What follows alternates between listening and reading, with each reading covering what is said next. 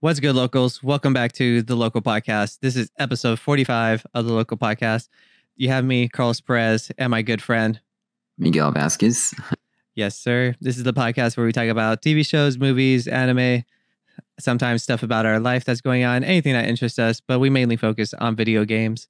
You can find our podcast on Audioboom, Apple Podcasts, Google Play Store, Spotify, YouTube, and that one app you guys know that we don't know about. And we have a Discord. You can find links to all that stuff in the description down below. But how do we always start this podcast? Mike, what you been up to, my man? Been mostly working like extra days at work. I think I mentioned as previous podcasts. I've always mentioned that a lot of people have left my job. So they've been the people that managed the work there. They've been asking the people, part-timers like me, to work extra days to make up for the time of the people who don't work there. So yeah, I've been doing a lot of that, and yeah, kind of getting tired of it, But it's no biggie. I live across the street from work, so the only hassle is waking up early. But I've been doing that. I've been working on 3D model. Kevin Sea Cucumber from SpongeBob, the nerd. Hi, Kevin.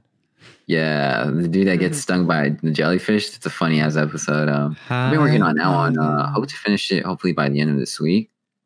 Mm-hmm. Just right now, I just got home from hanging out with a friend. Went to the Claremont Village. I took my Switch. We were eating like yogurt from Yogurtland. Mm-hmm. I took my Switch and we were playing Mario Kart. And I had to show her like how it goes, how to like drift and accelerate in the game. So that was pretty fun. Mm-hmm. Then we met up with a couple of old coworkers that I seen at the village in Claremont.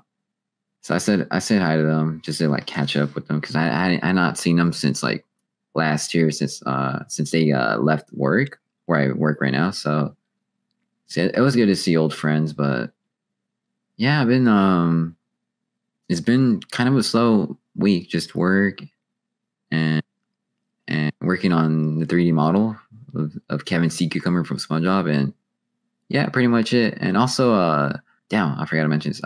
Also been working, thinking about working on a T-shirt design. Well, T-shirt designs for the character models that I do. I've been thinking about doing that lately. Not too sure how it's gonna end up going, but it's right now. It's just an idea, a concept to sell my own designs through T-shirts. I feel like the T-shirt business has a lot of potential to like rack in some income from that. But we'll see though. That's pretty much what I've been up to this week. What about you? Nice. Before I say what I've been up to, how come when you go out, like a thought doesn't occur to like invite me or like do anything with me? Like we get together weekly. Like I'm trying to go out with you too. Shit. Nah. Well, you tell me. I wasn't invited to the competition, skate competition. True. You're right. Let me see. What have I been doing this week? Probably the most interesting thing. I don't know if I mentioned last podcast. I don't even think I did it, but I platinum Spider-Man. If I haven't mentioned that the last episode. Fuck, I think you did mention it, or you told me through text. I'm not sure. I think because I know for sure on the last episode, or maybe the episode prior to that, I know I mentioned that I platinum Ghost of Tsushima, but if I didn't, I platinum Spider-Man, so I'm pretty hyped on that. Oh fuck! Okay, I think it was Ghost of Tsushima that you told me that you mentioned in the last podcast. Okay, for sure, that's cool. What else have I been doing? I platinum Spider-Man, been grinding Ghost of Tsushima so we could get ready for the raids for me, my brother, and his homies, Malcolm and Luis. What else? I've been helping my dad remodel the entire kitchen. So I'm pretty sure by the next time I see you, Mike, you're going to walk into the kitchen and it's going to be completely fucking different. Oh, shit. I can't wait. Yeah. So, you know that one wall, or pretty much, how there's a door to go into the living room from the kitchen that goes to the, like once you walk through that part on the left is the front door. Yeah. That wall's gone. There's no fucking wall. All those cabinets right there in that corner. Yeah, there's no cabinets. You know that dishwasher? Yeah, guess what? There's no dishwasher. Holy fuck. Yeah, we knocked out a lot today, and we got more to do tomorrow. So for sure, I started working on my wall too. So hopefully, I'm hoping at least I could get the drywall plastered before next gen comes out next week. And honestly, I'm pretty sure we could get it done, but our main focus is on the kitchen, so that's understandable, you know. Yeah. Like, if my wall doesn't look good on the side of the kitchen, hopefully it just looks good on the inside of my room, so I could bring my TV over and scoot it over. That's another interesting thing. I didn't play much, but pretty much just Platinum Spider-Man. But I did work on my TV and my cable management with all the stuff. I posted a picture, like a before and after picture of all the cable managements I had to manage, or cables I had to manage. And no joke, it was so fucking much. I can't believe how much I cleaned up. But literally, there was so many cables, and I cleaned them up so damn good. But yeah, so I'm pretty much prepping myself for the PS5, so I can have more room to put on my entertainment system and stuff. I was planning on upgrading my entertainment stand to a different one, but the one that I'm specifically looking for, the one they have at IKEA, is sold out. So I'm pretty bummed. Fuck. Offer up, you know. We'll see, because I like IKEA. I know their stuff is really cheap and not handled really well. Like, it could break super easy. But for me, I know I'm going to handle that shit really careful when I'm building it and when I'm setting it up and everything. And only reason why I like IKEA stuff is because it's plain and simple. I could care less. Like, for me, like, if I go to Ashley's Furniture and I'm looking for a bed frame and it has like a bunch of wood grooves or like some weird peaks on each corner of the bed, like, I'm not into that shit, honestly. Like, it has like doorknobs like on the edge of the bed. It has door handles that don't even open a drawer or anything. It just has door handles there. Like, I'm not into that. I don't know how people buy that and put it in their homes. Maybe it'll feel different when I get my own house, you know. But for me, I just like a plain, simple looking furniture, you know. I don't care about, at least aesthetics, like exterior design. I don't care about. Like, I could throw in my own tech, like throw in some RGB strips, like some smart tech and stuff like that. Like, that's the stuff I'm into. But like exterior design, like, I don't know. I can't stand it. I just want a plain, simple looking furniture, you know? Yeah, and I agree with you, honestly. Yeah. But yeah, the one that had my eyes on is currently sold out and they don't ship it, so I might have to hold off on that. Fuck. So yeah, I was fixing up pretty much my entertainment stand, getting ready for it. So when I finish up my wall, I could scoot it over a little bit so I could get ready for the PS5 next week as we are recording this. I think the biggest interesting thing that I did was that I recorded another podcast with some friends of mine. I don't know them in person. We pretty much just know each other through the internet, but pretty much like these guys were the main reason why I wanted to start doing podcasts. Pretty much the way I found out about podcasts was that I was at work doing like 14 hours, sometimes 15 or 16. This was when they're cracking whip like 7 days a week and everything, dude. So one day I just kind of like snapped and I was like, music is not doing it for me. I cannot stand listening to music for this long, either on repeat or just letting music play, because my imagination just wanders through the music no matter what. So the next step I took from that was listening to Netflix while I was working. I didn't watch Netflix. I was just listening to movies that I know by heart pretty much. So I was listening to Hercules, extremely goofy movie, The Croods, like just a bunch of cartoon movies pretty much. So like I know what's happening just by the context of their voices. You know what I mean? So, and then from there, I went from listening to stand-up comedy. And then, so I got into that. I found out about Bill Burr, like that's how I found out Bill Burr is my favorite comedian of all time. At least currently. Then from there, I forgot what game I was playing, but it got me hooked. And I was like, you know what? I wonder if there's like people that like talk about video games. So I just YouTubed video game conversation. And I found out some podcasts from IGN. And then that's when I found out that they are called podcasts. And I was like, okay, so video game podcasts. And then I was like kind of looking for like, not like super, what would you call it? Not like, trying to figure out like overhyped stuff. So I was looking for something lower and lower and lower. And I found this podcast called It's Obvious Gaming. And I was like, hey, I like the sound of that name. I click on it. First thing they start talking about, yo, we just got back from Taco Bell, had some good tacos and burritos. I was like, all right, I'm already hooked. As much as they love Taco Bell and how much I love Taco Bell, let's get it. So pretty much ever since then, I was hooked. I joined their Discord. We talk here and there. They're really active in there and stuff. So pretty much I've been listening to them, I would say maybe 5 to 4 years. But yeah, just a couple episodes ago, they had like a community day, or not a community day, but they had like the very first time they had a community member come onto the podcast, and they were like, they want to do more of that. They had like 3 more after that. And then they're like, yeah, if you guys want to be on the podcast, just hit us up and we'll set up a time and day when we could do it. And I hit them up. It was like probably like a week after the episode was out. So I thought I was going to be like third person in line or something. And Garrett, one of the hosts on the show, Garrett hit me back up. He was like, I messaged him and I was like, yo, so what's my cue to be on the next episode? And he was like, you're first in line, bud. Come right up. And I was like, oh shit, no way.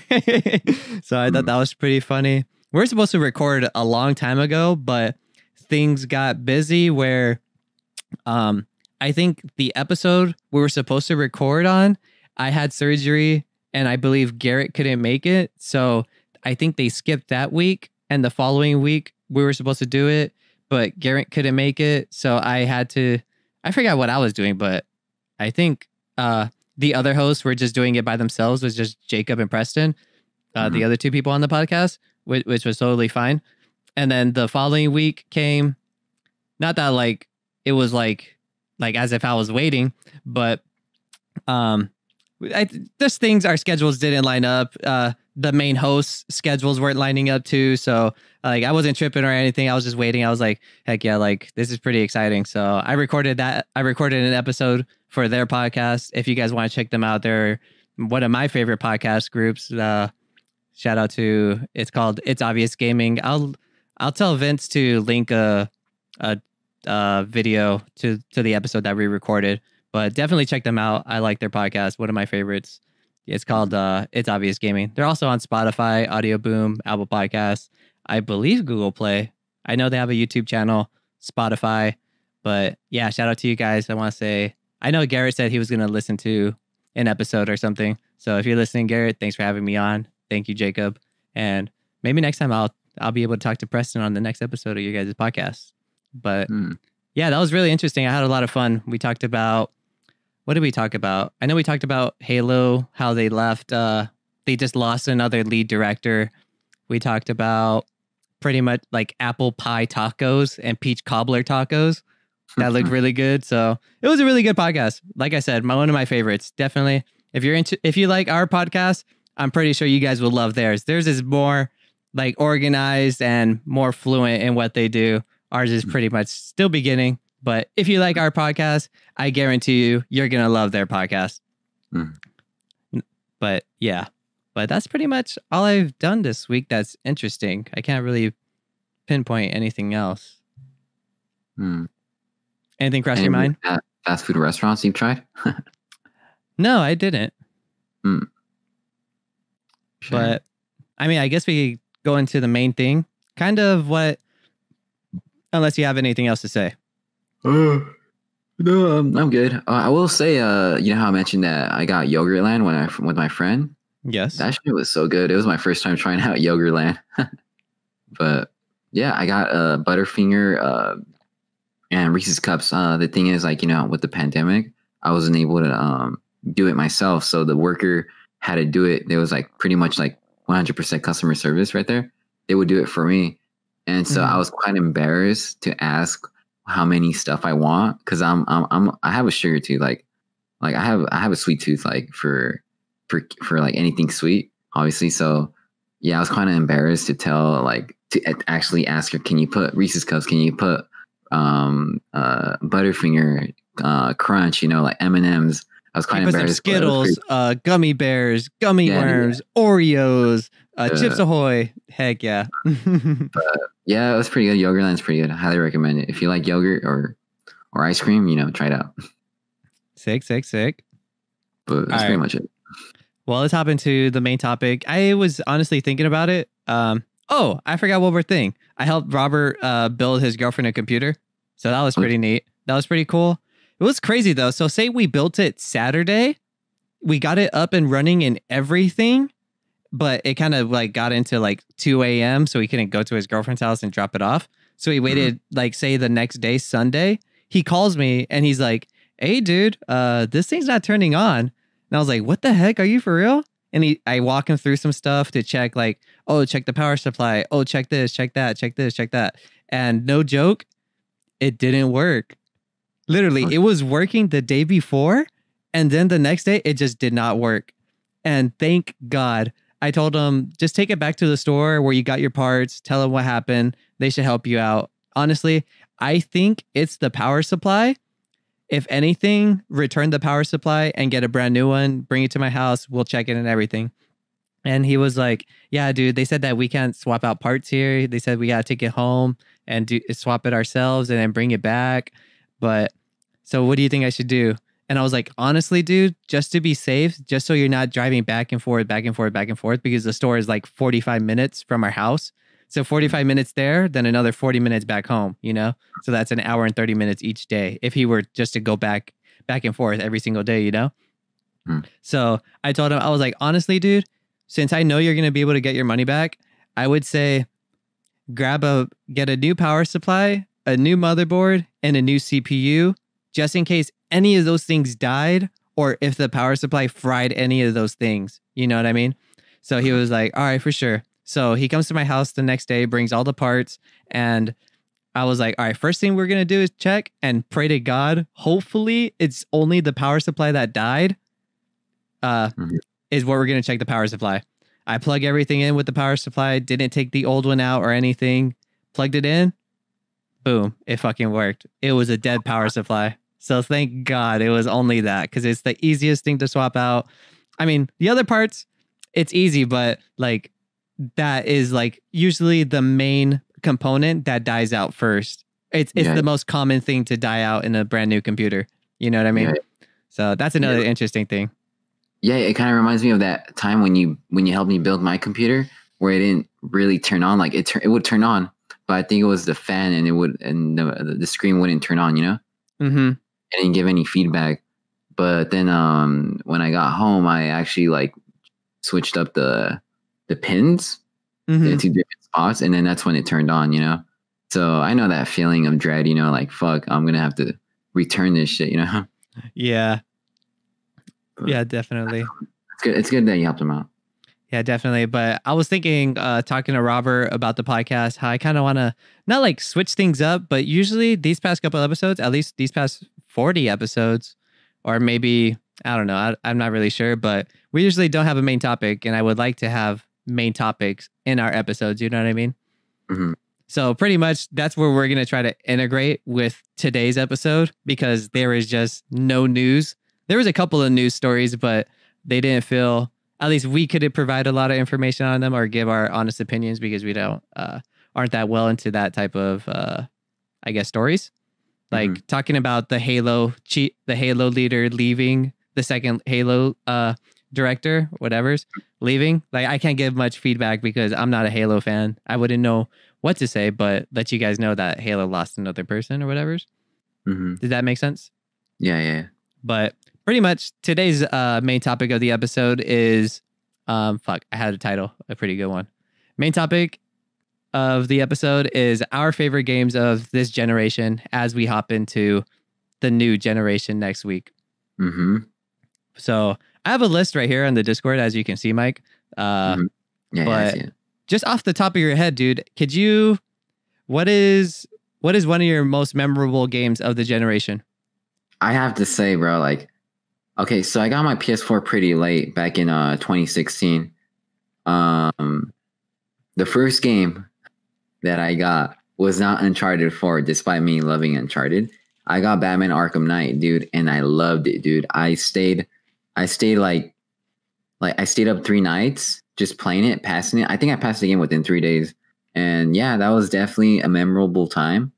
Another memorable game is Resident Evil 2, just because that game it didn't scare the shit out of me, but it stressed me out, dude, because I played it on the most hardest difficulty where you have to find the ink ribbons in order to save the game. So for every moment, for every hour that I didn't save, I was so stressed out, dude. I had to pause it and take a break. So I have to say Resident Evil 2 Remake was the most immersive video game I've played besides PT, but Resident Evil 2 was just something else, especially on my first playthrough. That shit was just intense, scary, Mm-hmm. But yeah, I can name another few, like, Resident Evil, like freaking Resident Evil 7, SpongeBob for Battle for Bikini Bottom. That's the second game I pre-ordered, on the Xbox One X. Mm-hmm. What else? Doom, of course, Doom 2016, GTA 5, Little Nightmares. Yeah, just yeah, I still haven't played God of War. That's definitely gonna be for next generation. But yeah, I played The Last of Us Remastered this generation for the first time. I was okay. I was okay. Maybe because I had my hopes up a bit. I had high expectations from hearing what people had to say about the game being like the best. But The Last of Us Remastered was it's all right. Ratchet and Clank, The Order 1886. I enjoyed playing that one. All right, hold on. You going through the list right now. Let's start from the top, all right? Let's start from the top, get in our conversations, and move on to the next game. How's that sound? For sure. But right. Yeah, Resident Evil 2, Uncharted 4, and Batman Arkham Knight were pretty good. Nice. All right, so we'll go through the list. Just to be clear, this list only consumes of games I've played or we've played on PlayStation and the Switch. And for all you Xbox fans, I did not put any Xbox exclusives just because I swear to God, I did not play any Xbox exclusives. Maybe the only one that I've played was Sea of Thieves. And if it was an Xbox exclusive and it got ported to Switch, I played it on the Switch. So not that I'm not like trying to shit on Xbox, but it's the truth. And I'm letting you guys know how I got this list. And it's not in order, so it doesn't even matter. Just wanted to clarify that. But so the first one we got is Resident Evil 2. That was a big refresher for me because I have not played Resident Evil since Resident Evil 6. And I don't even think I beat it. I have played Resident Evil 5, but for like, if there was a knife at my throat right now and he said, tell me what happens in Resident Evil 5, I cannot tell you. And if he asked me, tell me what happens in Resident Evil 4, I would die. He would literally slit my throat because I won't be able to tell him, just because that's how bad of memory I have of those games. But Resident Evil 2, I did play, and goddamn, what a game. That was so much fun. That was my first game I streamed on Twitch from start to finish. Could you believe that? That was very, how would you say? I feel like not honored, but like I feel accomplished that I actually did that, because that was a lot of fun having a couple of my friends just watching me stream, going through. I remember when you streamed it and I texted you, Carlos, shoot the fucking heart, shoot the tyrant's heart. But I texted you, I didn't have a Discord at the time, and you didn't read it. You spent like, I think a good 10 minutes like trying to like shoot his body. Like you weren't really shooting his heart.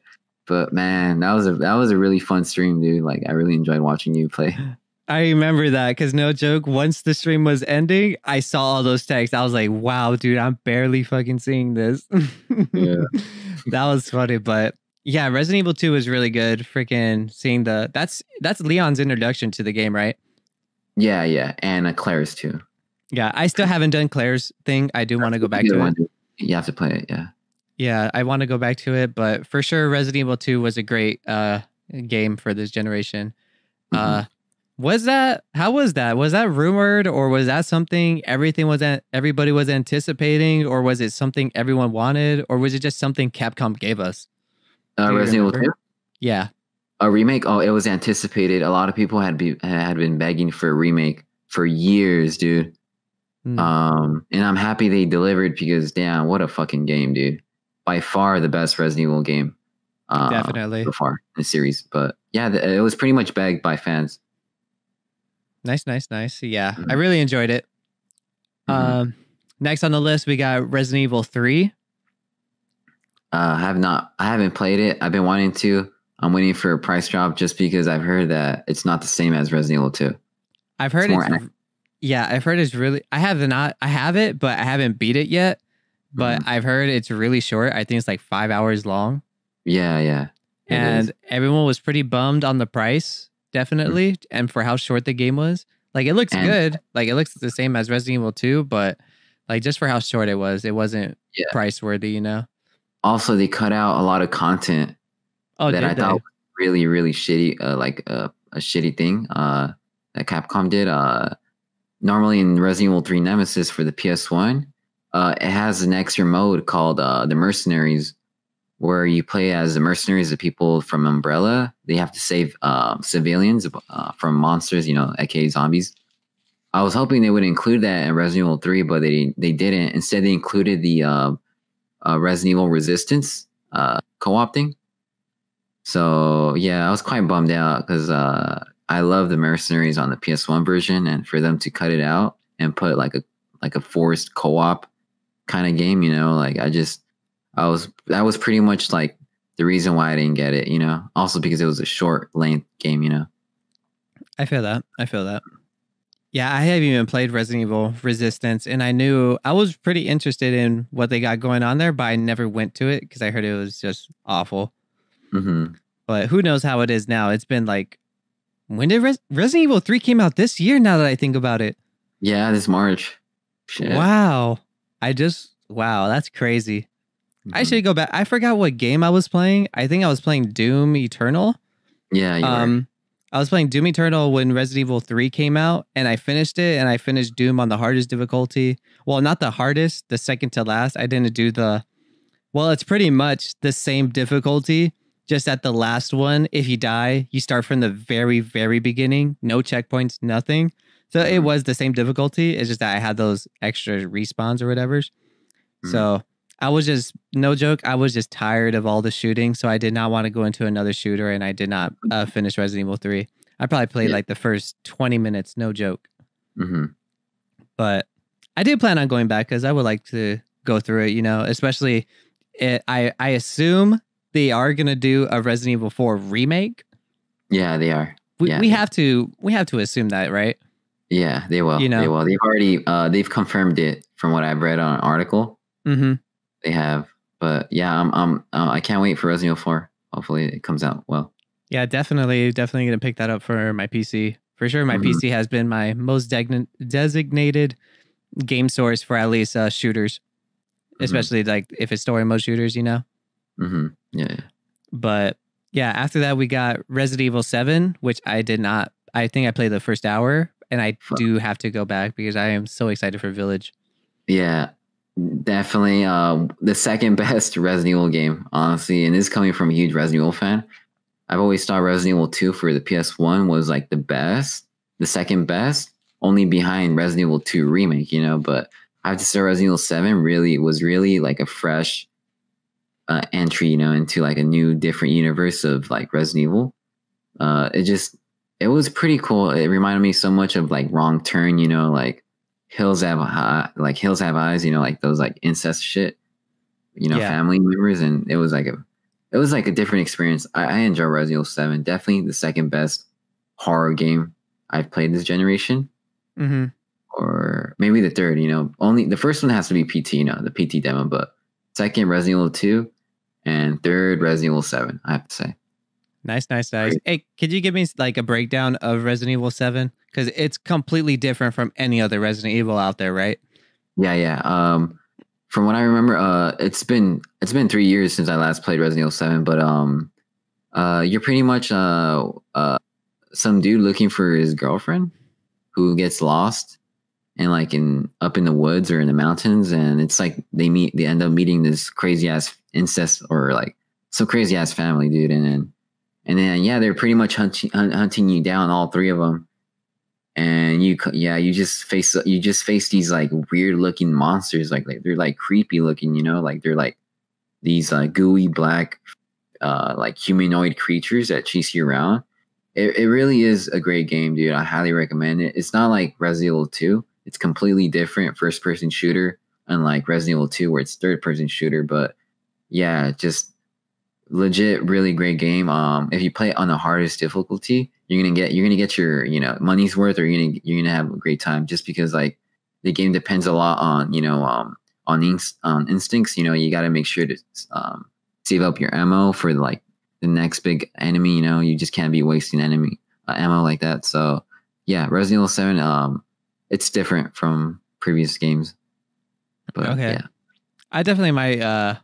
I might just play that on the PS5 because it's not a shooter, right? I mean, No, I it's not a assume it shooter. has like some shooter element, but it's not like a Yeah. hard based first person Yeah. shooter, right? Yeah, it's legit survival horror, like legit survival horror. I should say, like Yeah. where it's just all about saving ammo. Really Yeah, great definitely game. gonna play it on PS5 then. Yeah, or you can play it Um, on your PS4 with the VR. That'd be a lot better. True. Mhm. But yeah, something I do want to play before the year ends. Hmm. What's another one? We got Ghost Runner. That's the cyberpunk-esque. How would you say it? Like Doom, almost Doom, similar to Doom Yeah. in terms of pace and action. Similar to Doom, like fast pace. Mirror's Edge is another game that's good. And Yeah. I think one game that's really comparable to it is Super Hot. So in Super Hot and in Ghost Runner, if you get hit once, game over. You have to start back from the checkpoint. So it's super fast paced. You have to kill enemies with your swords, not like hack and slash, but like you're pretty much slashing through them. Like one hit, if you hit them, they're dead too. So it's really cool. I really like that game. It's been fun. I got it for like $20 on PC, so it looks beautiful too. You kind of like in warehouses and stuff, trying to help this. I wouldn't say like clan, like a community escape from this robot. And I think the main character is the same voice actor for Vega in Doom. Hmm. You know how a Doom guy talks to like the robot god or whatever? Like he's helping him with like upgrades and stuff. Yeah. Yeah, I think that same voice actor is the main character in Ghost Runner. Hmm. So it's like a familiar sound. Like if you play it, you'll notice it for sure. Mhm. So that's been a good game that I played. Another game that I've played, I don't know, it's kind of weird because it's like supposed to be games of this generation, but PCs really don't ever change. So you pretty much just change PC parts, you know what I mean? Hmm. So this game is called Second Extinction. I guess you could call this is supposed to be an Xbox exclusive, but it's on PC. So Second Extinction is pretty much a Left 4 Dead GTFO like pretty much instead of zombies or like mutated people, it's just dinosaurs, hordes of dinosaurs you're fighting off, like Triceratops, T-Rexes, what's another one? Like raptors and stuff. It's really cool. I like it. I thought that was pretty cool, worth mentioning for sure. Definitely caught my attention. I definitely put a bunch of hours into it, probably like 20, 30 since it released. I got to get back on it too, honestly. Right now it's in early access or it's in beta. No, early access because you could buy it. Sorry. So that's pretty cool. And then there's this game called Deep Rock Galactic. Is so weird. I play this on PC. It's a Viking-like game. You can play as 4 different characters, and each 4 characters have different unique abilities. But you pretty much go to different planets and mine through and get like gems, crystals, a bunch of stuff. You have a list of stuff you have to get before you leave the planet, really. And every time you go to a different planet, there's different types of aliens or monsters that are trying to like pretty much kill you as you're going through collecting these, like your pretty much your shopping list, you know? So they're pretty much trying to kill you. You get your shopping list and you got to get out.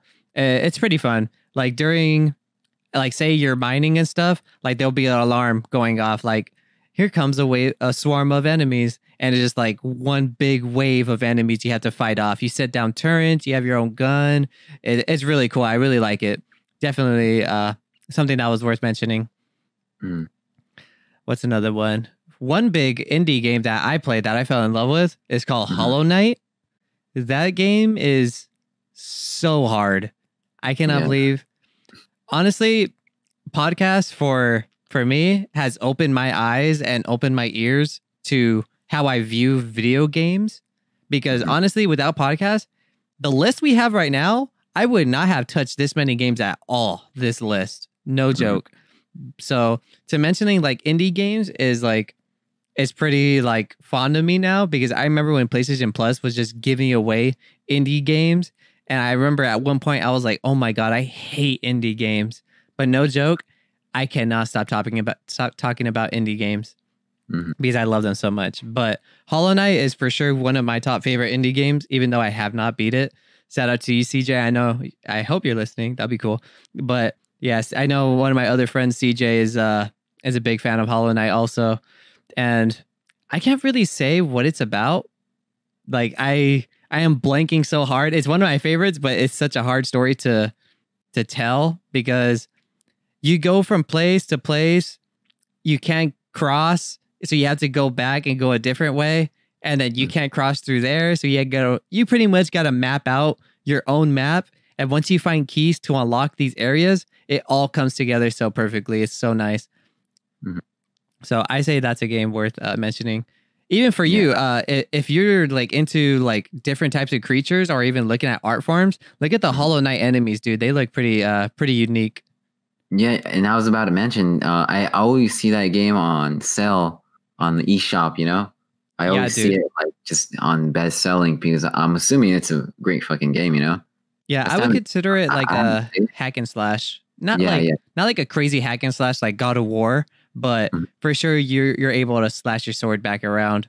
It's definitely like a roguelike where if you die, you spawn at the last checkpoint you were at. So whenever you see a checkpoint, you want to go there just so because you could be at like the top left corner of the checkpoint and you could travel so far down into the right. And if you don't get to a new checkpoint, you have to go all the way back up there. Damn. You know what I mean? Like it's really hard. It's really rough on you. It's not forgiving, but for sure it is worth it. Definitely. I say, I think, I don't know if you'll like it, but like I would say give it a try, honestly. Just to see the enemies and the type of world it has, because it's so unique. It is very beautiful. And the soundtrack is really good too.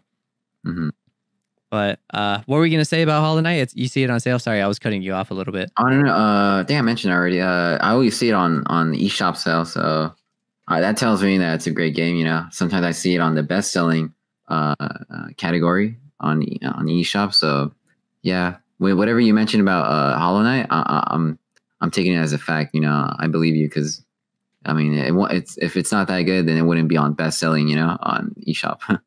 Yeah, definitely. I recommend that game so much for sure.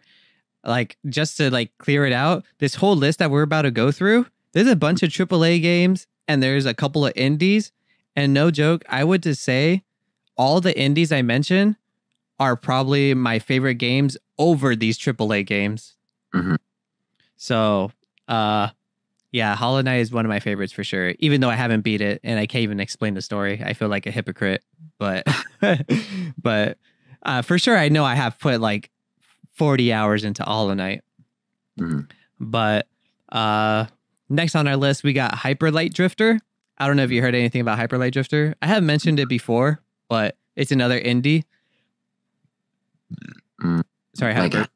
Oh, is it like VR or? No, it's on Switch and PC. I believe it's on PlayStation. I'm not sure.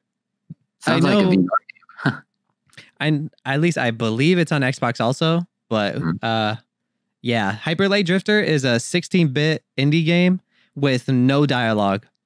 This game is so beautiful, and the story it tells, I still don't know the real story to it, but in there's some side stories that you meet with other characters, and it's so weird because there's no dialogue, there's no text with words, it's only pictures that tell the story. So if you talk to someone and they're showing you pictures, that's the beginning.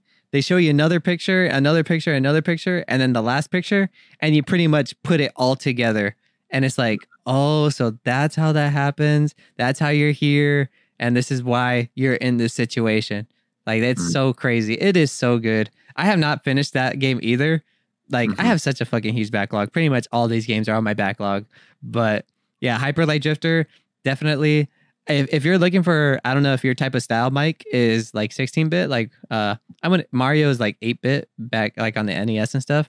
But Mhm. for sure, definitely, I think you might like Hyperlight Drifter for the stuff it has. Like just the 16-bit art style, you know? Mhm. Yeah. Definitely gotta That's a look. really good one. That's on Nintendo Switch. I'd say definitely that one's cool. That one goes on sale sometimes too. Mhm. Next on our list, we got Gunfire Reborn, another indie early access game that I have been playing on PC that like caught my attention. It was more like if you like Risk of Rain 2, then you might like this game. So I was like, all right, like I just took a jump. I didn't look at videos, I didn't look at anything beforehand. I just jumped straight into it and I told the homies to get it. And Damien was pretty much like, all right, Gunfire Reborn. All right, say less. All right, I bought it. Let's get into it. He didn't look anything into it either, but we pretty much love that game. It's pretty cool. It's kind of like Risk of Rain 2, but you're pretty much just escaping the same dungeons, but the dungeons change every time you start all over. You upgrade your weapons and you go through hordes of enemies. But yeah, that was really fun. Gunfire Reborn. For sure. After that, we got Risk of Rain 2. For sure, Risk of Rain 2 is probably one of my most favorites. And this is probably the game I have ever done with. Whenever there was a new update for Risk of Rain 2, me and my friends straight hopped into it. So if there's an update this Friday, we would be ready for Friday and play the update. And I have never done that with a video game before.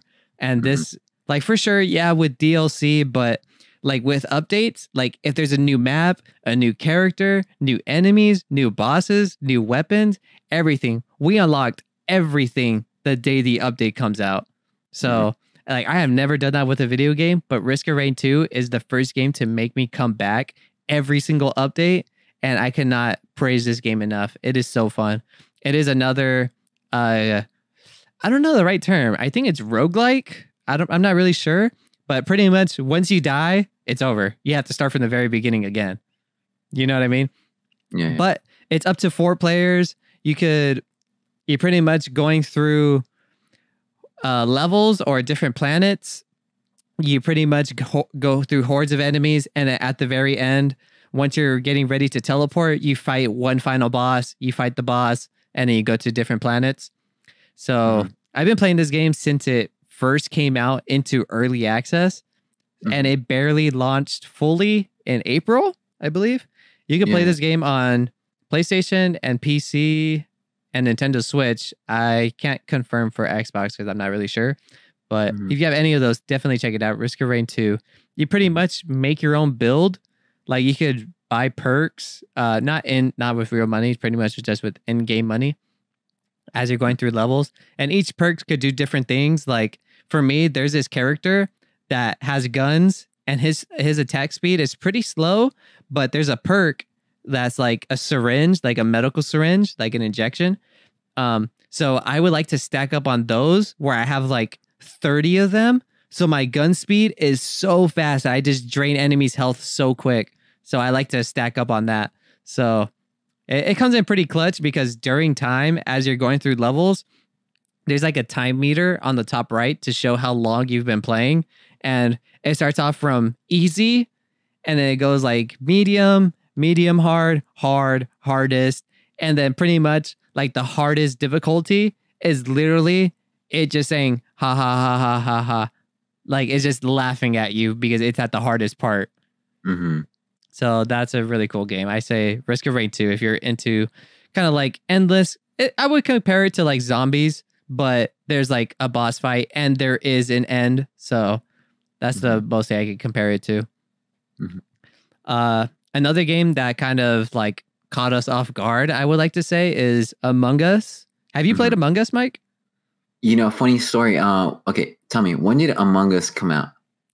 Among Us is old, dude. I think it's like 2008. Let me see. I could actually fucking check right now. But really? Go with your story. The game that's popular right now? Yeah, Among Us is old. 2018. There we go. Yeah, sorry. I said 2008, huh? Yeah. Wow. Damn, this game got really popular on social media just recently, huh? Like the past month or two. Yeah, dude.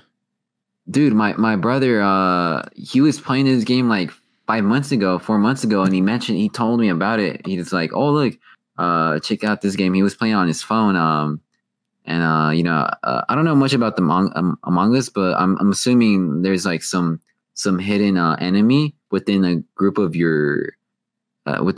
of other characters, right? And then they kill you or some shit like that. Yeah, my brother was playing it like 5 months ago, and then like 2 months ago when it was like getting pretty viral on social media, where a lot of people were talking about it and stuff. My brother texted me because he doesn't live with me anymore, but he lives with his girlfriend. But he texted me saying, "Hey, bro, you see that Among Us is like popular now?" Like, and I'm all like, "Yeah, that's pretty crazy." Like, I'm assuming like, I don't think my brother meant it was already like, it wasn't as popular, but he noticed that there was a huge trend on social media, people talking about it. But yeah, it's pretty crazy. It's pretty crazy that this game came out in 2018, but it's catching a lot of attention, now. But yeah. Yeah, definitely. For sure. This game came out of nowhere, at least in my opinion. And another, in my opinion, I think this game is overhyped as fuck. Like, it's fun to play with friends, but like to have streams, like famous streamers go into it, making YouTube videos about it, like some of it's pretty funny, but like to watch it for hours and hours and hours, like heck no, I cannot do it. But personally, like I do have fun playing with my friends, but not for like 4 hours, you know what I mean? Yeah. But for sure, I think it's worth mentioning that this game came out of nowhere and it came in clutch. It became popular, and I do believe it deserves the attention it gets. And I'm glad that the developers are going to add more stuff into it, because originally they were going to make an Among Us sequel, like just a brand new game. But they canceled that, and they were like, all right, we're not going to make a second one. We're just going to make a big update for this current game. You know what I mean? Just because there was no really updates, because like it just blew up. So they like brushed it off like, oh, no one's playing our game, so we'll just make something else. But ever since it blew up, I assume the developers started working on new shit. You know what I mean? So at least we know there's some stuff to come out, and definitely when the update comes out, I'd be down to go back into it with a group of friends, For sure. It'd be fun. So pretty much what you were saying, Among Us is kind of like, I don't know how to describe it, like as of a different game, but so say it's a group of friends of us. Say it's me, you, Nate, Jesse, Jasmine, and Daniela, right? That's 6 of us, right? And say the 5 of you guys have to go around, like, for example, like you're pretty much in a spaceship. You have to go around the spaceship and do tasks. You have to take out the trash. You have to fix the oxygen tanks. You have to do a list of tasks so the spaceship could get home, right? But out of the 6 of us, there's one imposter. Say I'm the imposter, okay? But no one knows. You're supposed to all stay quiet when you're playing, okay? Say I'm the imposter, and I go and I kill Nate, and I just leave the body and stuff. Like, you're going to be able to see the body on the ground, dead, and say you come around and you see the body there, but you don't see anyone there, right? Yeah. There's a button that says alert, I think. I don't remember. It's like alert. I forgot what the button does, but you pretty much press it and it calls everyone to a group meeting. And that's when we all talk to each other in chat, right? You're pretty much like, yo, I just seen Nate's body in the kitchen. And then that's pretty much all the information you would have, right? Because that's the only thing you've seen. So that everyone talks like say Jasmine's like, oh, well, I saw Carlos walk out of the kitchen. And then I would convert, like pretty much try to lie my way out and be like, yeah, I was in the kitchen, but Nate wasn't in there when I went. You know what I mean? But in reality, I did kill him. So if the imposter kills 4 out of the 5 of you guys, the imposter wins. But if you guys finish your tasks before the imposter is able to kill anyone else, then then you guys win.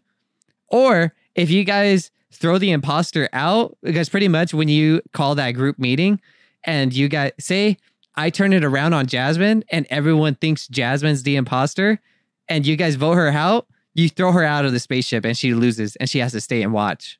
Mm-hmm. So pretty much you want to find the imposter as soon as possible, or kill everyone. But yeah, it's pretty fun. It's a pretty cool game if you have a group of friends to play with, up to 10 players. Mm. But yeah, definitely cool. Something that came out of the blue, Yeah. But another game, I mean, I guess we can move on from that. One of the big games, at least for me, Black Ops 3 was definitely a game changer for me because I loved all their zombie Easter eggs. And pretty much this game is the reason why I wanted to build a PC. I was watching videos like Vanos and stuff, and they were playing Black Ops 3 custom zombie maps.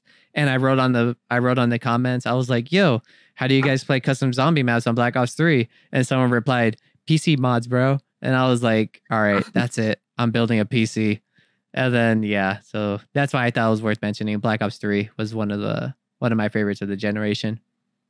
Damn, just that one comment got you into PC gaming. That video, the zombies, you know how much I love zombies.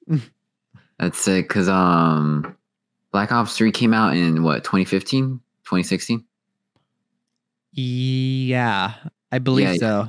2015. Well, when I got my PS4, I bought it off on OfferUp for $200. It came with Black Ops 3 and GTA 5. The thing is, my brother would play Black Ops 3 on the PS4, but I would play back at Batman Arkham Knight because that was the only game I wanted to play on the PS4 when I first got it. So yeah, I remember seeing my brother play playing multiplayer and stuff like that. It looked like a good game, like obviously Call of Duty, nothing more. Honestly, like I'm not really a huge Black Ops, Call of Duty fan, but for sure, I did see some zombies in there, and it looked pretty good, Mm-hmm.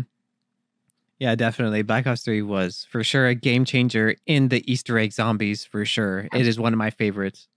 Mm. Next on the list that I thought was pretty cool was let me see. I'm gonna skip those two. I don't have much to say about those.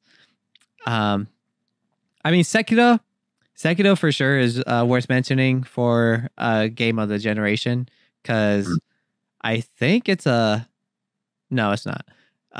You pretty much play on PlayStation, Xbox, and PC, not on Switch. But another Dark Souls-esque game that is really difficult. I never beat it, but I would see some boss fights, and they just look really interesting. And I do plan on going back to beating it. But I thought it was worth mentioning. But another game that caught my attention, not even caught, it's fucking Star Wars. Why would it not catch my attention, It's Star Wars Jedi Fallen Order. That game is really good. It took me a while to beat it, only because I was busy with work and I bought it on PC. But I think I might pick it up again for PlayStation and replay it on the PS5, honestly. Oh, shit, really? Yeah, definitely. For sure, Mike. I don't know. Mike, are you interested in Star Wars at all? Like, are you a Star Wars fan at all? It. Honestly, I'm not against it. I've seen the new one. Well, not really new. It came out 5 years ago, but the 2015, The Force Awakens. I haven't seen the second and third one of those of the sequels. Have you watched the prequels? Yes, classic. How about the originals? The originals, too. Okay, yeah, definitely, dude. If you like the way God of War plays, I say definitely give Jedi Fallen Order a try. Because another thing too, like, I don't know why, like, not that like I don't think you enjoy the game, but I think you enjoy the enemies you encounter because they're so unique and the way their body shapes are. Like to spoil a boss, there's like a giant bat that looks so crazy, dude. He looks so good. And there's like something else that you fight. It's really cool. I would suggest playing it. It's a really fun game. For sure. And how the soundtrack, is it as good as Lego Star Wars? Dude, Lego Star Wars is good. Soundtrack is, I would say it's subpar. Like when you listen to it, it's just Star Wars music that's playing through your headset. Honestly, I wouldn't say there's a lot of soundtracks into it, but I feel like I was listening to the same soundtrack, not over and over again, but like you would hear the same thing, Yeah. But for sure, yeah, I think For sure. I think you would enjoy Star Wars Jedi Fallen Order, honestly. Yeah. For sure. But yeah, Jedi Fallen Order is for sure one of my tops. Now thinking about it, I mean, we'll talk about that for another game, but I was thinking like, dang, like we got Game of the Year coming up too. I guess that'll be I guess that could be, like I said, trying to bring more main topics to the episodes. So that'll for sure be something we talk about in the next episode. Jedi Fallen Order was definitely worth mentioning. I had great fun with that playing on PC. Like I said, I'm definitely going to replay it on PS5. Next on our list, Cuphead, another, it was an Xbox exclusive, but it then came to PC. Now it's on Switch. Now it's on PS4. Cuphead, wow, dude. What do you think about Cuphead? Oh man, I enjoyed it. I still haven't passed it, but I think I'm almost there. I'm probably about like 70% finished. But that game was fun, dude. It's really fun playing with a friend. I think that's what makes it even more fun. It was fun, dude. Obviously, it's hard, dude. It's pretty much well known for its art style and its difficulty. And holy fuck, that game is pretty hard, dude. Yeah, dude. We've live streamed it before, and that shit was fun as fuck. That shit was super fun. Yeah, dude, we got to come back. I still have yet to play where we were. I have played with other friends the beginning of it. Like, no joke, I probably played the beginning of Cuphead like 8 times because I've restarted it over and over and over again, you know? But I think I still have our save file. So if I still have our save file, dude, we should hop back on that and play. Oh, yeah, we should. I'm down for it. I might, no joke, dude. I think I said this before in the podcast too. I bought it on Xbox when I had an Xbox. I bought it on PC. I bought it on my Switch. I have yet to buy it on my PS4. But no joke, I'm so into trophies. I might be down to buy it on my PS4, and you could just couch co-op it one day on PS4. That would be sick. Oh, especially like with our PS5 controllers. Let's get it. Yeah. Oh yeah. I'm down. We should do something like that. That'll be so sick. For sure. I'm down for it. Yeah, Cuphead. Pretty much Cuphead, if you didn't know, the art style is really unique. I have never seen, or at least played a game like it, and it's one of my favorite. What kind of art style would you call it? Vintage 1920s. It's pretty unique, in terms of video games, because I don't think there's any video game out there that has that kind of style. Obviously, old school cartoons, but I mean, in terms of video games, I don't think there's anything else like it, like Cuphead. If anything to compare it to, I would compare it to the like old school Mickey Mouse shows, like Steamboat Willie, like the black and white version. You know what I mean? Yeah. That's the closest thing I could compare it to, if you know what that is. But yeah, Cuphead is a fantastic game. It's really challenging. It's so hard. So if you're into something like that, it's really cool. But yeah, next on the list, we got Monster Hunter World. You never played Monster Hunter World, huh? No. I've heard great things about it, though. Yeah, Monster Hunter World is a grind. If you want to be grinding through stuff, then hey, I mean, by all means. I had a lot of fun with it, but if you like, for me, I was working a lot by the time the game came out, and I tried my hardest to keep up with it just because I was so invested into it and I really wanted to be in that world of Monster Hunter. But honestly, if you play 1 hour of it, you do not get any progress whatsoever. So I couldn't keep up with it. Like literally, by the time I go to work and by the time I get home, I only have 3 hours to hang out and go to then I have to go to sleep. So I think for like 2 hours and 30 minutes, I was only playing Monster Hunter, trying to grind and go through it. And at one point I was like, you know what? I can't do this anymore. I'm gonna have to drop this. So it kind of bums me out, but Monster Hunter World was a fantastic game. I loved it. Another game that caught my attention is called For the King, that I didn't like. I just looked up Dungeons and Dragons-esque game on PC, and this game popped up. And no joke, this game is great. If you want a Dungeons and Dragons 3D type of game, I would say this is it. I never beat an actual world of For the King because it gets really difficult, but it's really fun. Like custom character customization, finding different types of upgrades for your character, finding new weapons, fighting enemies, and going through like I said, a Dungeons and Dragons-esque world. It's really fun. I think this game's on Nintendo Switch and Xbox, I believe, and PC. Like I said at the beginning, I'm not sure about PlayStation, but yeah, that one's For the King. right after that, we got Avengers. Since we had, when was it? Like 3 years ago when Square Enix teased it at E3? 2 years ago, right? Or last year? No. I know last year we got some gameplay a little bit, but I know either the year prior or 2 years before, Square Enix threw up a logo like with, I believe, Captain America's shield and Thor's hammer, and then it threw it off like saying Marvel's Avengers coming to Square Enix or something. But honestly, that game came a long way. The story is cool, but I think it's worth mentioning. But goddamn, that multiplayer is repetitive as it's repetitive. It's hella repetitive. Like I said before, to give that game a final score out of 10, I give it a 6 out of 10. It's okay. For sure. Okay. Sounds reasonable, because I've heard a lot of bad things about the game, but some good things about it too. So 6 sounds reasonable to me. Mm-hmm. Yeah, definitely. I would say wait for a price sale. Honestly, I think it's a fair price, $30. I wouldn't my brother bought it, so that comes in clutch, and he game shared. $30 if you want to do the story by yourself. You pretty much do the story by yourself anyways. $30 if you could get a group of friends. If you get 3 other people, like a hardcore group, then $30 is definitely worth it for all 4 of you guys, and definitely doing the multiplayer stuff, especially since they're supposed to be adding free content later on throughout the year, and we get Spider-Man, Hawkeye, and Hawkeye's daughter. I forgot her name.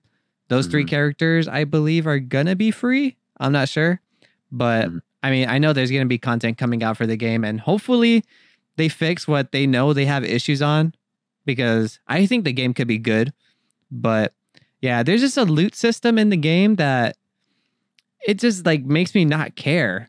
Like, you could have a loot of something that's 50, and then you could equip it, or you could upgrade it just to get different stats for it. But it doesn't even matter, because you're going to find something higher than that. So you pretty much can save all your material until you get max gear, and then upgrade that max gear. You know what I mean? Like, why waste it on lower shit when you're just going to get something higher in the end? But yeah, that's Avengers for you. But but other than that, next we got SpongeBob Battle for Bikini Bottom Rehydrated. I could let you take over, since I still haven't beat it. I have yet to beat it. I just remembered I have to go back and beat it, but I'll let you take over. A great game. This is the second game I've pre-ordered this generation, believe it or not.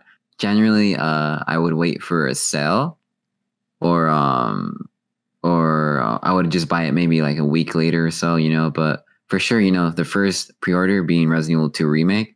The second pre-order is SpongeBob Battle for Bikini Bottom. And damn, did that game just bring back so many nostalgic memories of me being little and playing on the PS2 and Christmas.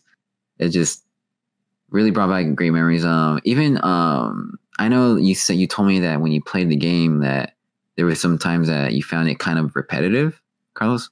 I'm not sure. Not repetitive. No, but, I didn't say repetitive. I said it was too easy. Yeah, too easy. My bad. I know there's a couple reviews online saying that it's kind of repetitive, too outdated, and they didn't really they really didn't renovate anything, in the game. It's the same old concept, same old gameplay mechanics. But to me, I thought it was just perfect, just because I played it before when I was little, and a lot of people bought it just for nostalgic reasons. They want to relive their childhood. SpongeBob, with the original voice actors, except for Mr. Krabs in the game. But the game was really good. Honestly, if you're a huge SpongeBob fan, play this game, buy this game. It goes for, on sale, it goes for $20. It's just such a great game. Highly recommend it. The voice acting is top notch, except for Mr. Krabs' voice and some other smaller characters. But yeah, other than that, voice acting is good. The soundtrack in this game is really, really good, surprisingly, especially the boss battles. It sounds something, the soundtrack sounds something that would come out of a Hollywood film, a high budget Hollywood film. But damn, soundtrack's pretty good. But yeah, really, really good game. Hands down, one of the best games I played this year. Yeah, definitely. I had a lot of fun with it. I do plan on going back to finish it because it's for sure. Like I said, I've been getting into trophy hunting, so I know it's going to be an easy platinum on PlayStation. Oh yeah, easy. Yeah, definitely. Really easy. That's why I kind of stopped playing it because I didn't want that to be my first platinum. So I'm satisfied with with Ghost of Tsushima, and then Spider-Man being my second. So I'm for sure going to be able to platinum Spider-Man, SpongeBob Battle for Bikini Bottom. Mm-hmm. I might actually do that while I wait for a PlayStation 5, honestly. I was either thinking... No, I honestly might do, because next on our list is Final Fantasy VII. I might actually go back and finish Final Fantasy VII, because I know I got through halfway through it. Mm-hmm. But because for sure I would like to knock that off before I go into PS5 and then do SpongeBob Battle for Bikini Bottom. Try to knock those 2 games off before PS5 comes out. Well, who really knows if how much time I spend in the kitchen, Mm-hmm. But yeah, next on our list, Final Fantasy VII. That has been... When did that game get shown off first? I know a lot of people have been waiting years for Final Fantasy VII. Did it ever come out? Yes, Final Fantasy VII came out this year in April, but I wanted to see if I could look up when was the first time they shown it off. Final Fantasy Remake. Let me see.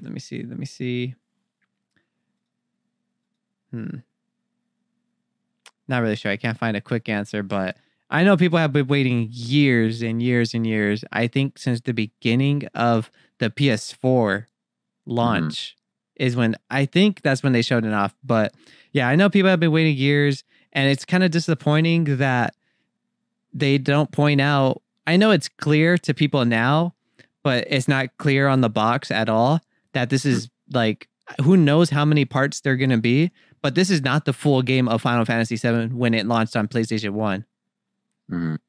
Like, this is only partial of the game. I don't know. I never played Final Fantasy VII, the original, but I know that this remake, what I could say about this remake is that it's beautiful, it's gorgeous, and the story is really, I think the story has me hooked. It's just that, like, I think in the time and place, it wasn't something I wanted to be playing. But for sure, I know I'm halfway through, so I'm going to go back and finish that for sure. But yeah, Final Fantasy VII was great, at least for what I played. Next on our list, we can hop into Arkham Knight. Batman Arkham Knight. Wow. Great memory. You go first. You pre-ordered that game, and I went with you when you pre-ordered it and when you got it, right? Yep. Damn. That was back in 2015, 5 years ago? I even have footage of that when we went to go to GameStop to pre-order it. Yeah, do you remember I got that Batman watch because I got the right cupcake? That was really cool. Yeah, definitely. Arkham Knight was definitely a good hitter. Like I said, it's not my favorite Arkham out of the Arkham series. It is probably my least favorite out of all 3. Only because the boss battles are weak as fuck, and I did not have fun playing the boss battles at all. And another fact that everyone confirmed, like everyone guessed right that it was the Red Hood, and they tried playing it off that it wasn't the Red Hood. And then once you play the game, it ended up being the Red Hood. It was so garbage, but like I enjoyed it. It's not terrible, but it's definitely not my favorite. Like it is most if I were to rate all 3 of them right now, Arkham Knight is a 6. Arkham Asylum and Arkham City are 10s. For sure. What about Arkham Origins? Arkham Origins is an 8. Yeah, to me it was like a 5. I didn't even finish it. I just got so bored. It was like pretty much a really rehab. Yeah, honestly, I can't even remember the story to tell you. I just know everyone's hunting down Batman. That Batman's got a contract list on him. Yeah, I even forgot the story to Origins. I know I liked it. Like for sure, I know I liked it more than Arkham Knight. Damn, that sucks. That Batmobile can go fuck itself. No. But yeah. So what's next on our list? We got Red Dead Redemption 2 that came out this generation. That was pretty interesting because I was super hyped for that game, and I was bored the first hour. I still had not even went back. You still for the PC or PS4? PS4. Fuck, dude. Like I've been wanting to play it. Obviously, once I get the PS5, I'll probably cop it. But you know, you already know. For me, I'm gonna be playing God of War and then Spider-Man. You know, all that stuff. But Red Dead Redemption 2 is definitely a game I want to play on PS5 at glorious 4K 60 frames per second. You know. Mm-hmm. But yeah, you said that you only played it 1 hour and you haven't touched it.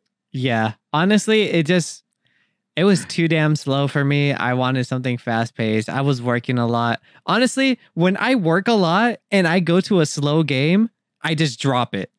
I want something fast. You know what I mean? Just because I'm already slow at work. I don't want to be playing slow shit. Yeah.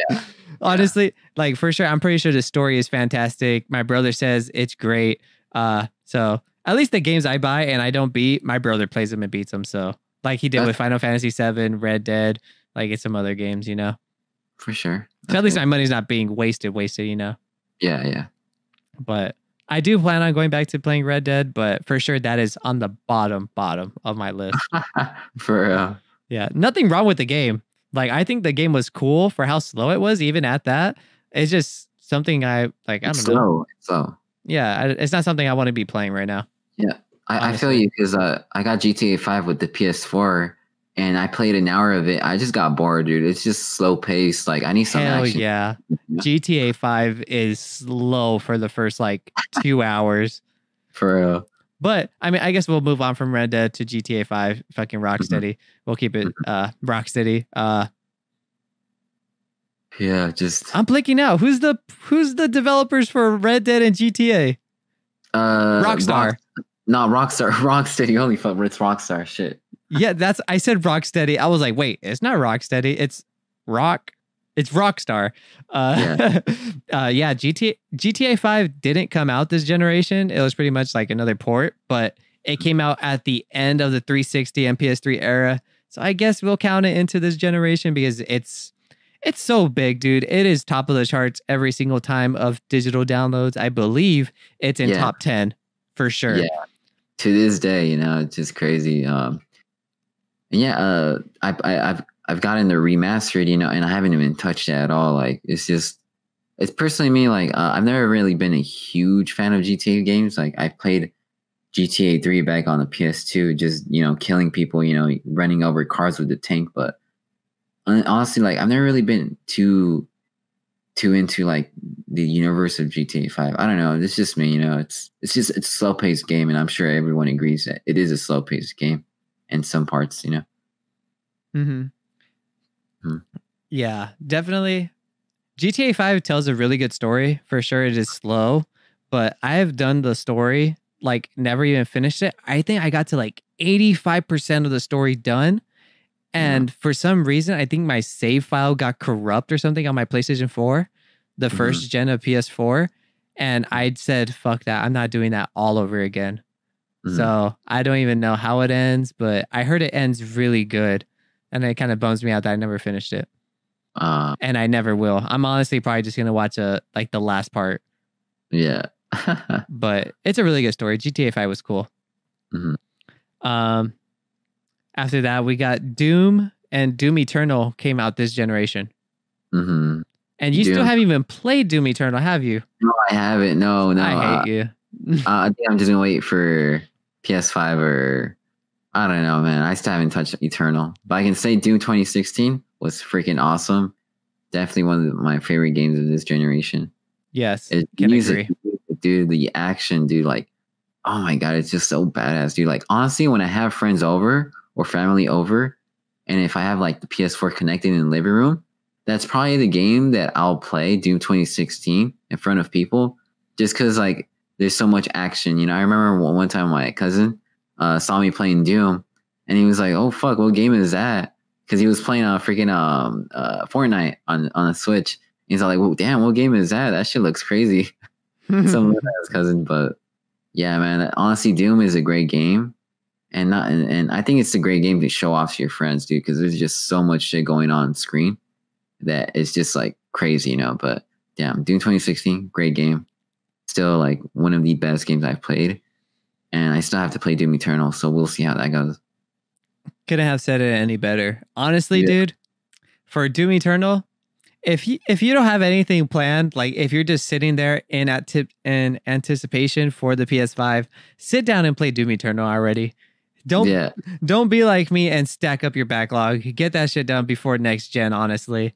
Yeah. But yeah, Doom Eternal is another fantastic story. I still have yet to do the DLC.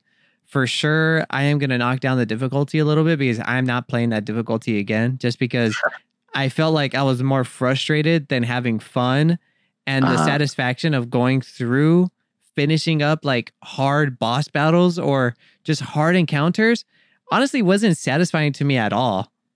My motive for going through Doom Eternal on the hardest difficulty was because it's intentional on how the developers wanted you to play. And honestly, that was my only motive, is just that, okay, this is how they want me to play. All right, this is how I'm going to do it. And honestly, it wasn't worth it to me. I did not feel satisfied or anything at all. But the story is really good, though. For the soundtrack for Doom Eternal, I would say, honestly, it wasn't that great. Like, for me, or at least just because, like, I was playing, I kept fucking dying. I had to redo everything over and over and over again. So honestly, it just felt like I was listening to the same song over and over and over and over and over again. Yeah. So who really knows? At least for me, you know. But Doom Eternal was fantastic this year. I hope, yeah, dude, definitely play it before PS5 comes out. You have a week, and I know you can knock it out in like 3 days, honestly. Yeah, probably. If you're not doing the hardest difficulty. But yeah, it's fantastic. Next on the list, South Park: The Fractured Butthole. Have you played this game? No, I have South Park, the first one. What's it called? Stick of Truth. Yeah. I have it on my Switch. I haven't even played it, dude. In years. You should play it. That game is fun. So South Park: The Fractured Butthole and South Park: The Stick of Truth. Pretty much, The Fractured Butthole is a sequel to The Stick of Truth, but I would say you didn't have to play The Stick of Truth to understand Fractured Butthole. It like kind of clears it up. Pretty much in the beginning of the game of Fractured Butthole, like they're superheroes, and in The Stick of Truth, you're wizards. So in Fractured Butthole, like Cartman and Kenny, they're dressed up as superheroes, and Butters comes in as a wizard, and Cartman's like, we're not playing that game anymore. We're superheroes now. And then they go off and pretty much start the game. But honestly, I like the first one way better than this second one. This second one, like the way it went and how it ended, literally once the game was over for me, like once I accomplished the game, because I was so excited for this game. I got the Steelbook, like the Ultimate Edition, got all the DLC and everything. I almost 100%ed it. This was almost my first platinum. Honestly, once the game was over, it surprised me. I was like, wait, that's it? That was the last part? That was such a letdown. Like, it was crazy, but it was a cool game. But if I were to pick which one you should play, I think The Stick of Truth is definitely worth a playthrough. I know for sure you'll like it. There's comedy and everything. What'd you say? I definitely heard that the first game of South Park, Stick of Truth, is better than the sequel, from what I've heard. I don't know if that's true or not, but that's what I've heard. Yeah, for me, yeah, that's my opinion too. I love the first one. But yeah, I thought that was worth mentioning because that was I think my first game that I was ever excited for besides listening to podcasts. Next on our list is Naruto Ultimate Ninja Storm 4, just because I had to put that in there. It's Naruto. It's the last Naruto game of the series. It ends it all from start to finish, from Naruto. It's not start from finish from Naruto to Naruto Shippuden ending. It literally starts off from the Naruto Ninja War until Naruto and Sasuke's last fight. So I thought that was worth mentioning in there. So pretty much I believe that's all. Oh no, I was going to say all of the PlayStation ones because I threw in some Nintendo Switch games. But another game that came out this generation is 1-2 Switch. Have you played 1-2 Switch? Do you have it on your Switch? Nintendo Switch? Yes. No, does it revolve exercising? No, it involves using the Joy-Cons, like showing off the Joy-Cons capabilities. No, I haven't played it, but I think I've seen trailers of it. So 1-2 Switch pretty much it's kind of gonna be like Astrobot's downloaded game on the PS5, but 1-2 Switch kind of shows like what the Joy-Cons could do and their new vibration features, pretty much every new feature that the Joy-Cons have. It was pretty interesting. Everyone kind of had controversy when the Switch launched because this game came out the day the Switch came out, but everyone and even including me, like, I wish this game was just included with the Switch. You know what I mean? Like, it's not crazy for sales. It's not like a must have. Like Wii Sports, that was fun. You know, that like this would have been cool if it was included in the Switch. But yeah, that was something cool that happened this gen. Animal Crossing is a big hitter. You didn't get Animal Crossing, huh? No. Okay. Yeah, Animal Crossing was a big hit. After that, we got Celeste. Did you play Celeste? No, I haven't. Celeste is another beautiful 8-bit pixel game. That game was fun. It kind of deals with like depression and like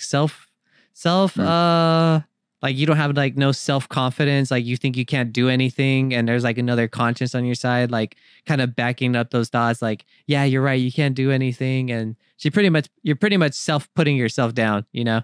So it deals with some stuff like that. It's really a good game and it tells a really good story. I really liked it. Sounds pretty dark. Yeah, dude, definitely. It's definitely worth it. If you know the gameplay for like Super Meat Boy, it's a platformer. So it's really hard and it's really cool. It's really beautiful. For sure. After that, we got Crash Nitro Fueled. If you liked Mario Kart, this is pretty much Mario Kart, but in the Crash Bandicoot universe. So definitely neat. Another indie game that I played was Dead Cells. And this was my first roguelike, my first game where if you die, you have to start from the very beginning. And I hated it because I did not know. I've heard so much hype about this game on podcasts, and I did not know anything about roguelikes. And once I found out that you just keep dying and there's no permanent upgrades, well, there is some permanent upgrades, but like the majority is not. You're not upgrading permanently. And I was like, who would want to play something like this? I dropped it. A couple of months later, it comes down. I start playing it again. I was like, heck yeah, I'm getting better and better, like going through the levels. And recently, I think it was earlier this year, I finally beat the game. And I had the game for like a year and a half. So it was such a satisfying feeling going through that last boss fight. It was such a good game, Dead Cells. Another indie game called Duck Game. If you like party games, kind of like, I wouldn't say like Smash Bros, but it is kind of like Smash Bros. You're just a bunch of ducks and you and 3 other friends, you're pretty much going up against each other where you just grab weapons and you just hit each other. Whoever gets hit first on the first hit dies. Last person standing wins. And you go through multiple rounds. It's a really funny game. Definitely fun. I think it's like $15, $15 or $20. I seen it go on sale for 10 on the Nintendo eShop. So I say it's definitely a pickup for sure if you're hanging out with a bunch of friends all the time. Another indie game called Hades is another roguelike where you die, you start all over. But this is set with Greek mythology. You are the son of Hades. You're Zagreus. And pretty much you're trying to escape the underworld and go to Olympus and be with Zeus, Poseidon. Crap, I don't know why I'm blanking. Hermes, a bunch of other Olympian gods pretty much in that universe of Greek mythology. Is really interesting. It's really cool. So, like I said, you're trying to escape the underworld, trying to leave your father. You're pretty much looking for your mother. And pretty much that's kind of like the end game. You go to Olympus and try and find your mom. And it's such a great story. And the gameplay is so good. If I could recommend any indie game on this list, Hades is definitely another one. For sure. Do you come across some bald guy by the name of Kratos? No, you don't. You do come across Ares though. The other god of war. Cool. Right? Yeah. Another game after that, we have Inside. Have you played Inside? Sounds familiar. Tell me, give me a description. Crap, I can't even give you a description just because I played like the first 10 minutes. but I've heard it's really good. It's on my back. I have it on my Switch. It's like only a couple hours long, dude. Yeah. What about Limbo? Limbo is on our list too. Is it no? That's Unravel, I think. Or damn. Yeah, that's Unravel. I know what you're talking about. It's similar style to Unravel, right? Is it? No. Fuck. No, I forgot. All right, well, we mentioned those two. I know they're good games. I just have yet to play them. I have them on my Switch. I got them on sale, but all right, here's another game that at least Mike can talk to you about. Little Nightmares. Little Nightmares. Oh man, such a great game. At first I got Little Nightmares for the PS4. I passed that game within the night. I swear. I passed it within like 3 hours. It's a short game. After that I played Is that short? Huh? Is that short? No, actually not 3 hours. No. Honestly, I think I passed it within 3 hours, but the game is like 5 hours long. And yeah, generally the game retails at $20. You can get it for maybe $5 on sale. Yeah, $5. Honestly, it's a good deal. I passed the deal. There's also DLC. You can get that too. But yeah, I first played this game on the PS4, and then when they released it on day one on the Switch, I got it just to play on the go. And yeah, I passed it on there, and yep, it's a great game. You play as a little girl by the name of Six.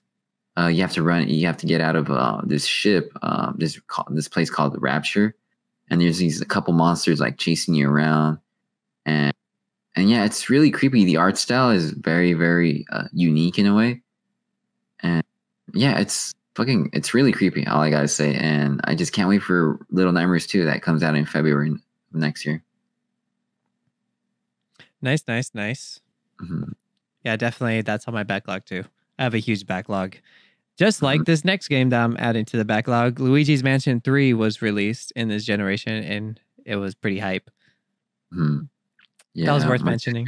My sister has that game. I don't know if she's ever passed it, but I know I've seen her play it on her Switch. It's just so funny. It's so weird seeing my sister play video games. Bring your sister on the podcast, so you can talk about it. Yeah. But yeah, Luigi's Mansion. I've seen it. It looks really good. Graphically, it looks pretty damn good. And I'm like, wow, is that on Switch? It looks so damn good. It looks like almost like a Pixar quality type kind of graphics, you know? Definitely. Have you played it? I played like the multiplayer missions, but that was it. Once I was gonna start playing, I was like, let me peep the co-op stuff. Let me see what this is all about. And I didn't even touch story. But sure. Yeah, we can move on. Mario Kart 8 Deluxe was released I think the same year Switch came out, I want to say. Yeah, the same year, I'm sure. Honestly, I love Mario Kart as much as anybody, but to have a port from the Wii U that just has all the DLC into it, it was cool. I wish it came at a discounted price though.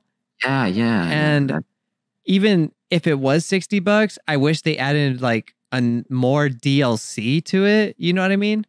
Yeah. Because I did have the Wii U, I had Mario Kart 8, and I bought the DLC, and just to see it come to Switch with the DLC for a $60 price tag, it's like, damn, I feel kind of burnt, you know? Yeah. So, I mean, at least that gives us hope. I mean, at least now we have a Mario Kart game on the Switch. So at least we can expect Mario Kart 9, I assume, next year, 2020. But we'll get more into that in another episode. But yeah, Mario Kart 8 Deluxe came out this generation too. I wasn't that hyped for it, but I mean, I have it, you know, and I still be murking people, but just because I have all that experience. But yeah, Mario Kart 8 Deluxe, that was a good game. Great game. Great memories made with that game. What you got? What kind of good memories you got with it? Wait, what happened? I said, what kind of memories you got with it?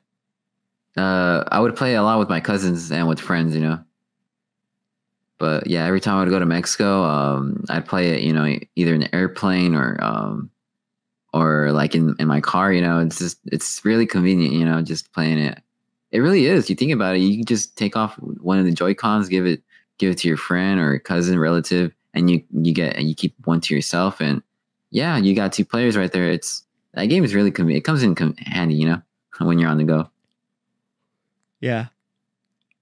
So next on our list, Mario Kart 8 Deluxe actually it's pretty clutch because especially with the Joy-Cons for how small they are and how convenient it is, it does suck using them, but it's really convenient. They made the Joy-Cons really convenient for multiplayer games, honestly. Yeah. But yeah, we'll move on. Next, we got Smash Bros. Ultimate. This was a game changer. It still is. It has the most characters ever in Smash, and it has all the characters in Smash Bros, I believe. And this is the first time that they've done 2 DLC packs for the years. I know they had a year pass, and we're on year pass 2, and sadly, this is our last pass we get for Smash Bros. Because I know I believe his name's Sakurai is going to be working on another game. I'm not sure if it's the next Smash Bros game, but I know he wanted to make this Smash Bros. Sorry, I had a burp.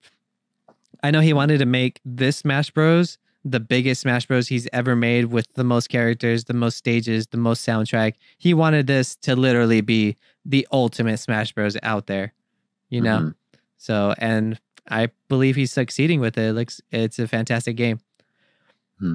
Definitely one of my favorites. Came in clutch so many times, playing with so many friends. You know what I mean? Oh, yeah, man, playing it, pretty much the only time I ever played Smash Bros. Was with you, with you in the gang, Yeah, at the cabin and everything. That was clutch.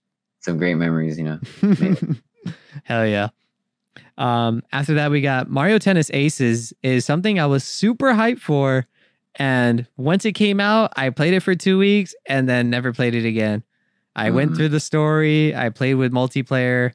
But honestly, it's just I think this game's pretty slept on, honestly. I think we should be playing it more and more often. But not a lot of people talk about it. Not a lot of people were like, yeah, I was playing Mario Tennis Aces. One person, actually, I know Robert, when he played it at my house, I think he went to go buy a Switch just for this game because he had so much fun playing it at my house. Oh, shit. And I know for sure he was playing this game a lot more than me. So, Robert, if you're listening, let me know. After that, we have another couple more indie games. This game called Moonlighter was definitely worth mentioning that I had an experience with. Another game I did not beat. I did get pretty far, though. I think I beat the first 3 bosses, and I'm on the last boss. But this was something I never experienced where I had you pretty much go to this island or area, country, I don't know what you would want to call it, but you run your own shop, you go into caves, fight off enemies, and hoard items, and once your bag's full, you go home, you set up shop, you go to sleep, and then in the morning, you open up shop and people come and buy stuff that's from inside the caves because it's so rare. So you have to watch the shop, put them out on sale, and someone grabs an item, takes it to the cash register. You have to go to the cash register, ring them up, and sometimes there's thieves that come inside the store and they steal something and they run straight for the front door. So you have to try and cut them off. So it's pretty unique. It's a really great game. It's another 16-bit game. It's really fun. I really enjoyed that game this gen. Next on the list, we got Orient the Blind Forest is another Xbox, at least it's a Microsoft Studios game. It was exclusive to the Xbox, but came to PC and Nintendo Switch. This game caught me off guard. It's really unique. I can't say much about it, but you're pretty much just like a spirit that's trying to find the light in the forest, and you're just pretty much trying to lighten things up, I guess. But I can't say much about it, but it's a action platformer. It's really cool. If you're into action platformers, Mike, I think you might actually like this because the story and the characters are pretty interesting. For sure. I've heard about it. Yeah, Just definitely. For sure, it's a good Switch game. Other than that, we got Paper Mario, the Origami King, which is, we talked about this on the podcast plenty of times before, but yeah, no joke, I did go back and play more of it and I'm hooked. I was hooked for a little bit, but it still has that slow typewriting words I cannot stand. I cannot go through it. That's funny. Yeah, definitely.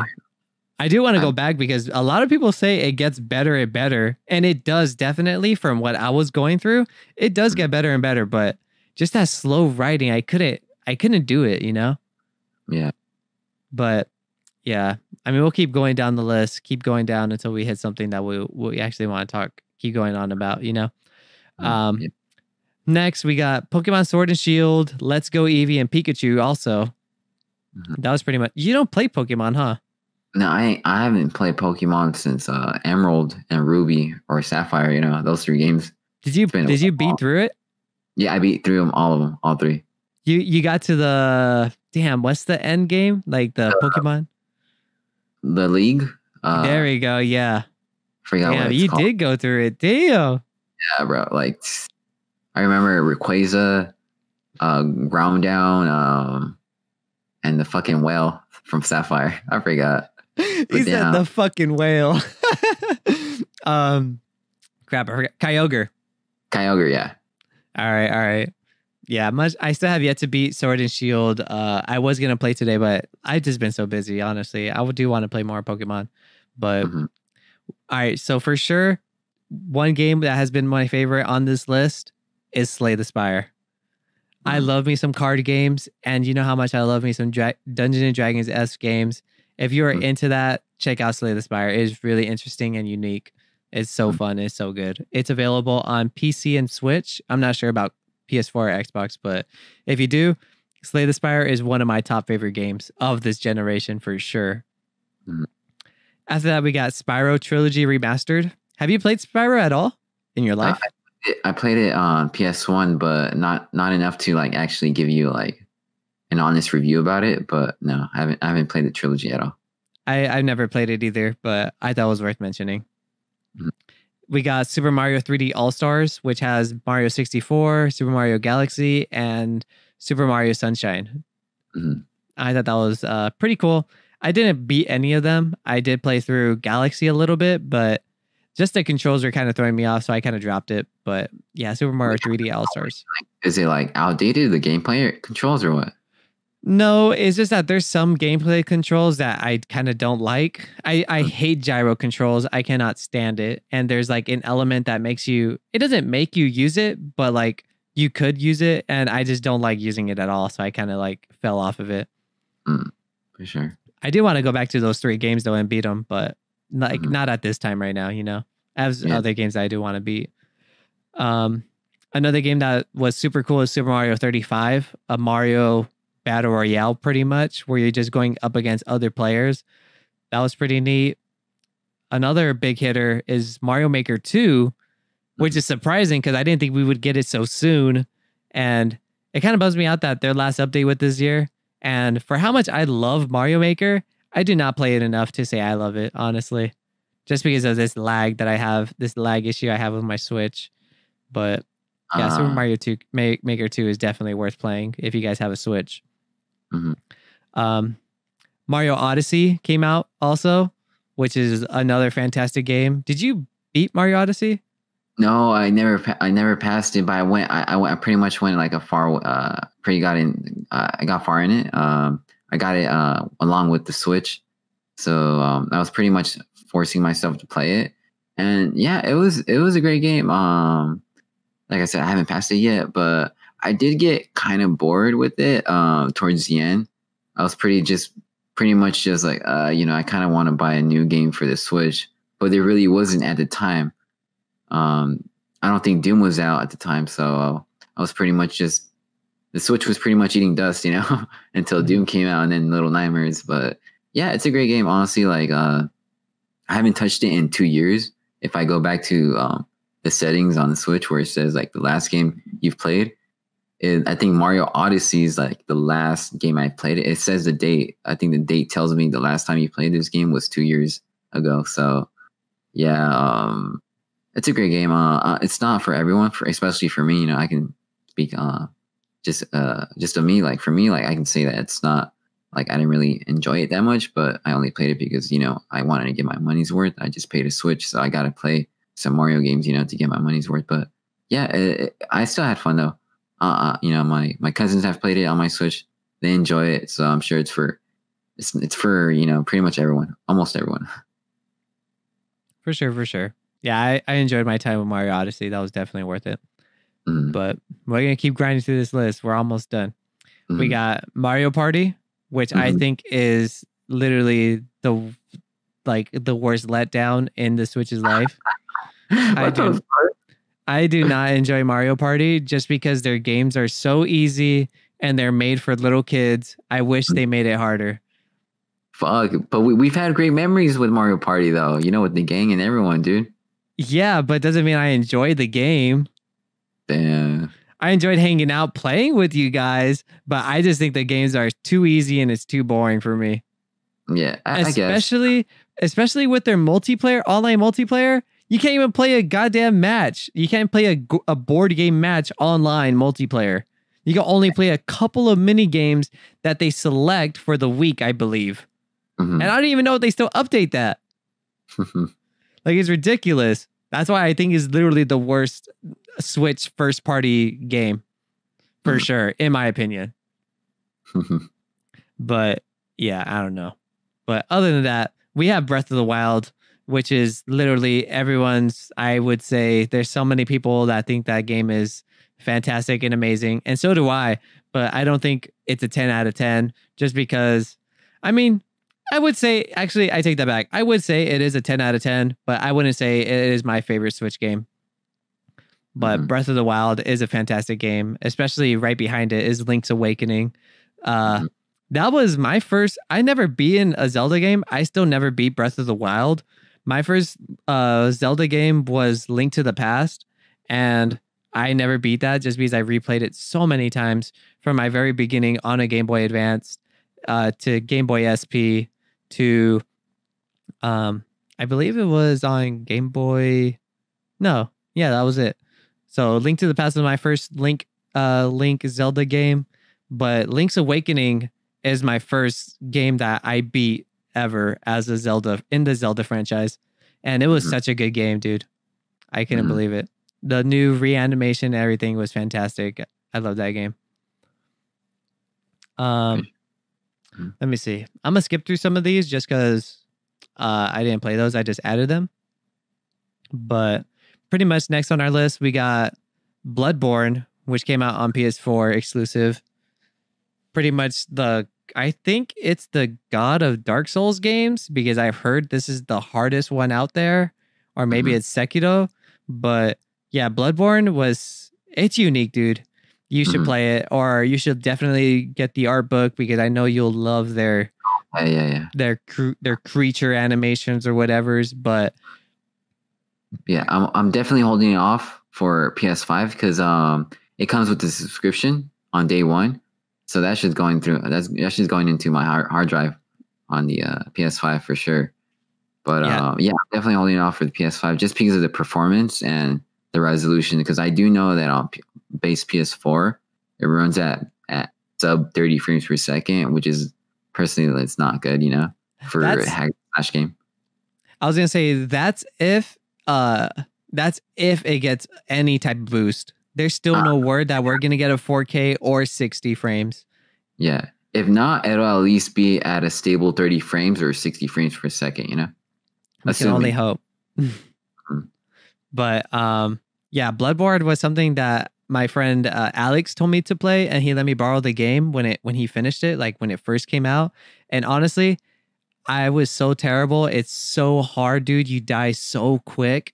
You literally have to be good at dodging, blocking, and parrying to continue playing.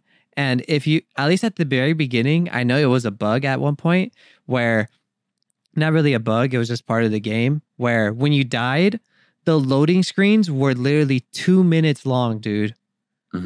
They were so long, and it felt so out of place that like it made me not want to play because like if I died, I had to wait that long again. You know what I mean? Yeah. So usually I didn't notice that right then and there, but when I died, I would instantly go on my phone and wait until I revived. So instead of it being 2 minutes, it was like 15 minutes after I got off my phone, Damn. Just going through Instagram and Twitter and whatnot, or watching a YouTube video. So it made me go like that. I know they updated it since then. It's a lot of faster reloading times, but yeah, I still have yet to beat Bloodborne. I didn't even get past the first area, to be honest. But yeah, next on our list, we got Crash Bandicoot, the Insane Trilogy. Oh my God, I didn't write this on the list. And the fourth game, It's About Time or something. Yeah, the Crash Bandicoot franchise is definitely fantastic. That happened this generation. I couldn't believe that how good the remaster came out, especially the Spyro remaster. And speaking of remasters, Tony Hawk Pro Skater, all three of those are made by the same studio, Vicarious Productions or Vicarious Studios, I believe. Created by all four of those: Crash Bandicoot 4, their trilogy, Tony Hawk Pro Skater 1 and 2, and Spyro. For how good those games look, it's fantastic that it came out this gen. And I can only see how good it looks if it gets any type of update in next gen too.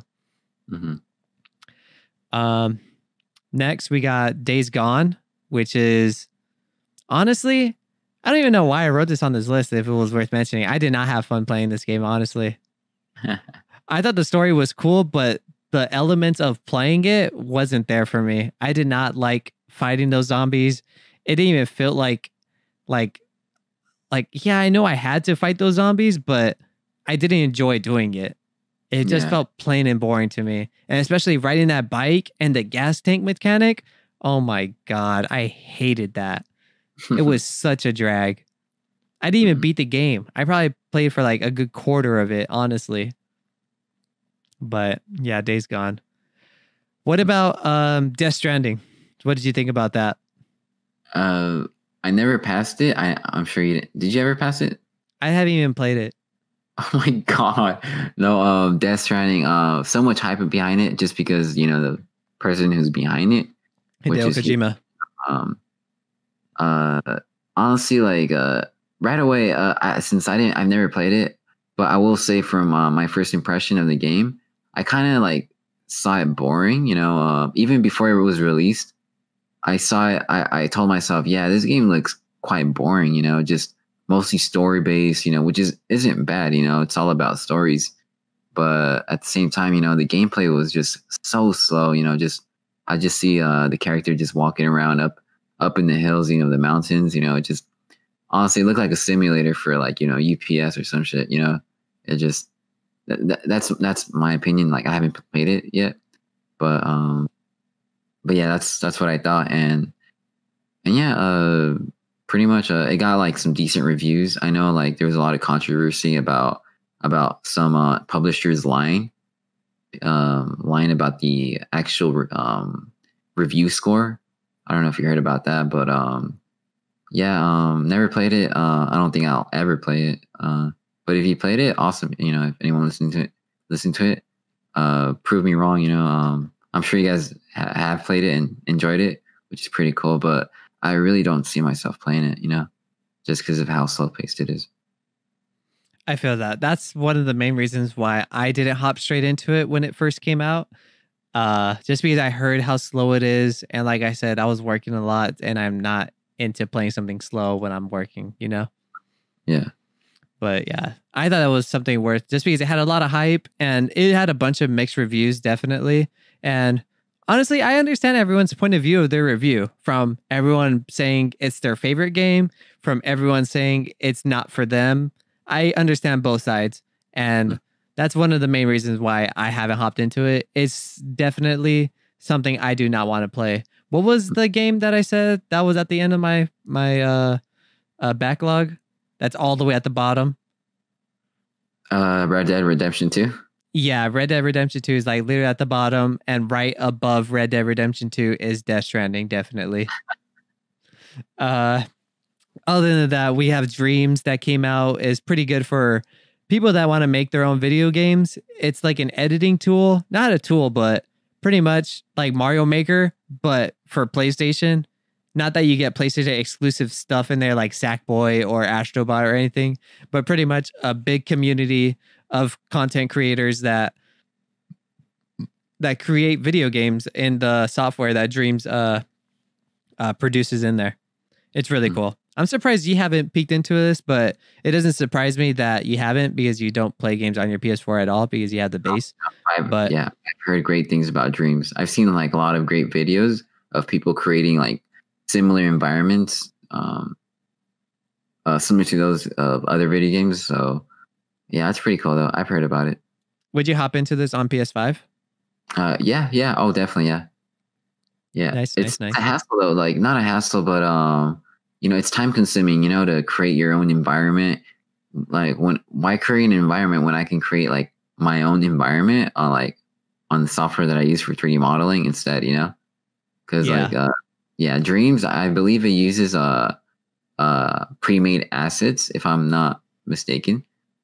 It already uses like pre-made assets, so you just have to organize the scene and stuff like that. For me, I can just rather, instead of spending that much time on the PS4 playing Dreams, I can just do it on an actual software, just modeling the assets and whatnot, and just creating my own scene, but that's the topic though. Yeah, definitely something I would like to be into, but I definitely won't, just like Mario Maker 2. I don't make my own Mario levels, but I would definitely get Dreams just to play other people's stuff that they've made. Yeah. Next on the list, we got Ghost of Tsushima. Ghost of Tsushima is something that I already talked about in previous episodes. I just thought it was worth mentioning just because for sure it is my favorite game that PlayStation has produced, at least this year. Yeah. Besides Final Fantasy VII, since I haven't finished it, but yeah. Other than that, we had got God of War this gen, which is for sure such a good game. I can't wait for you to play it, honestly. We talked about it countless times. But yeah, we'll keep going down the list.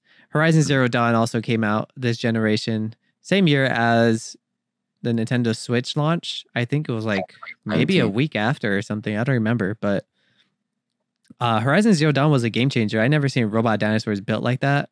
Yeah, I know I got pretty far into it, but I kind of dropped it because of, I know Breath of the Wild released a week after. There we go. Horizon Zero Dawn came out a week before Nintendo Switch launch, and then all my time consumed to Breath of the Wild, so that kind of sucked.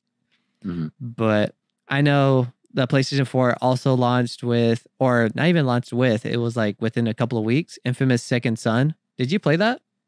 No, never. No. But you played Infamous 1 and 2, right? No, I never played Infamous 1 or 2. You never played Infamous 1 and 2? No. Dude. But I honestly do remember when Infamous Second Son was released. We were seniors in high school 6 years ago, right? Yeah, 6 years ago. And I think it was Jonathan De La Torre. Yeah, I remember that conversation right next to the tree. Damn. Yeah. Yeah, I think he even ordered it. I don't know. He checked his phone for the pre-order. I don't know what he did, but yeah, I remember that combo you and him had about Infamous Second Son. That's pretty cool. I remember that shit. Damn, dude. You gotta play Infamous 1 and 2. If they ever make a remaster, I pray to God they make a remaster because those games are so good. But Infamous 1 and 2 are so sick, dude. I never played Second Son, but it's going to be on that PlayStation Plus hardware, so I'm definitely going to peep that. Yeah. I don't believe you have to play 1 and 2 to play Second Son, but yeah.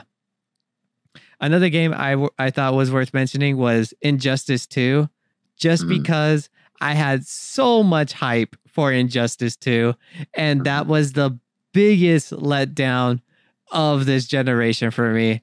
I hated that game. It was so garbage. I can't say anything more. I've already talked about how much I hated this game. But if I were to say one more thing, fuck that game. A bigger letdown than Arkham Knight? Yes. This game is infamous. Injustice 2 is literally like the worst letdown I've ever had in my life in video game history. Oh, that's deep. Yes, dude. It put a scar on my heart for how good Injustice was and the story and everything, for how garbage the story was in the sequel. Yeah. Let's not forget the Joker design too. Yes, dude. The Joker didn't even need to be in it. He was already dead. All right, I don't even want to talk about it anymore. Let's move on. One thing that hold dear to my heart is Kingdom Hearts. The Kingdom Hearts series released this generation, 1.5, 2.5, 2.8, and 3. I have beaten every single game, watched all the cutscenes that they have on the PlayStation.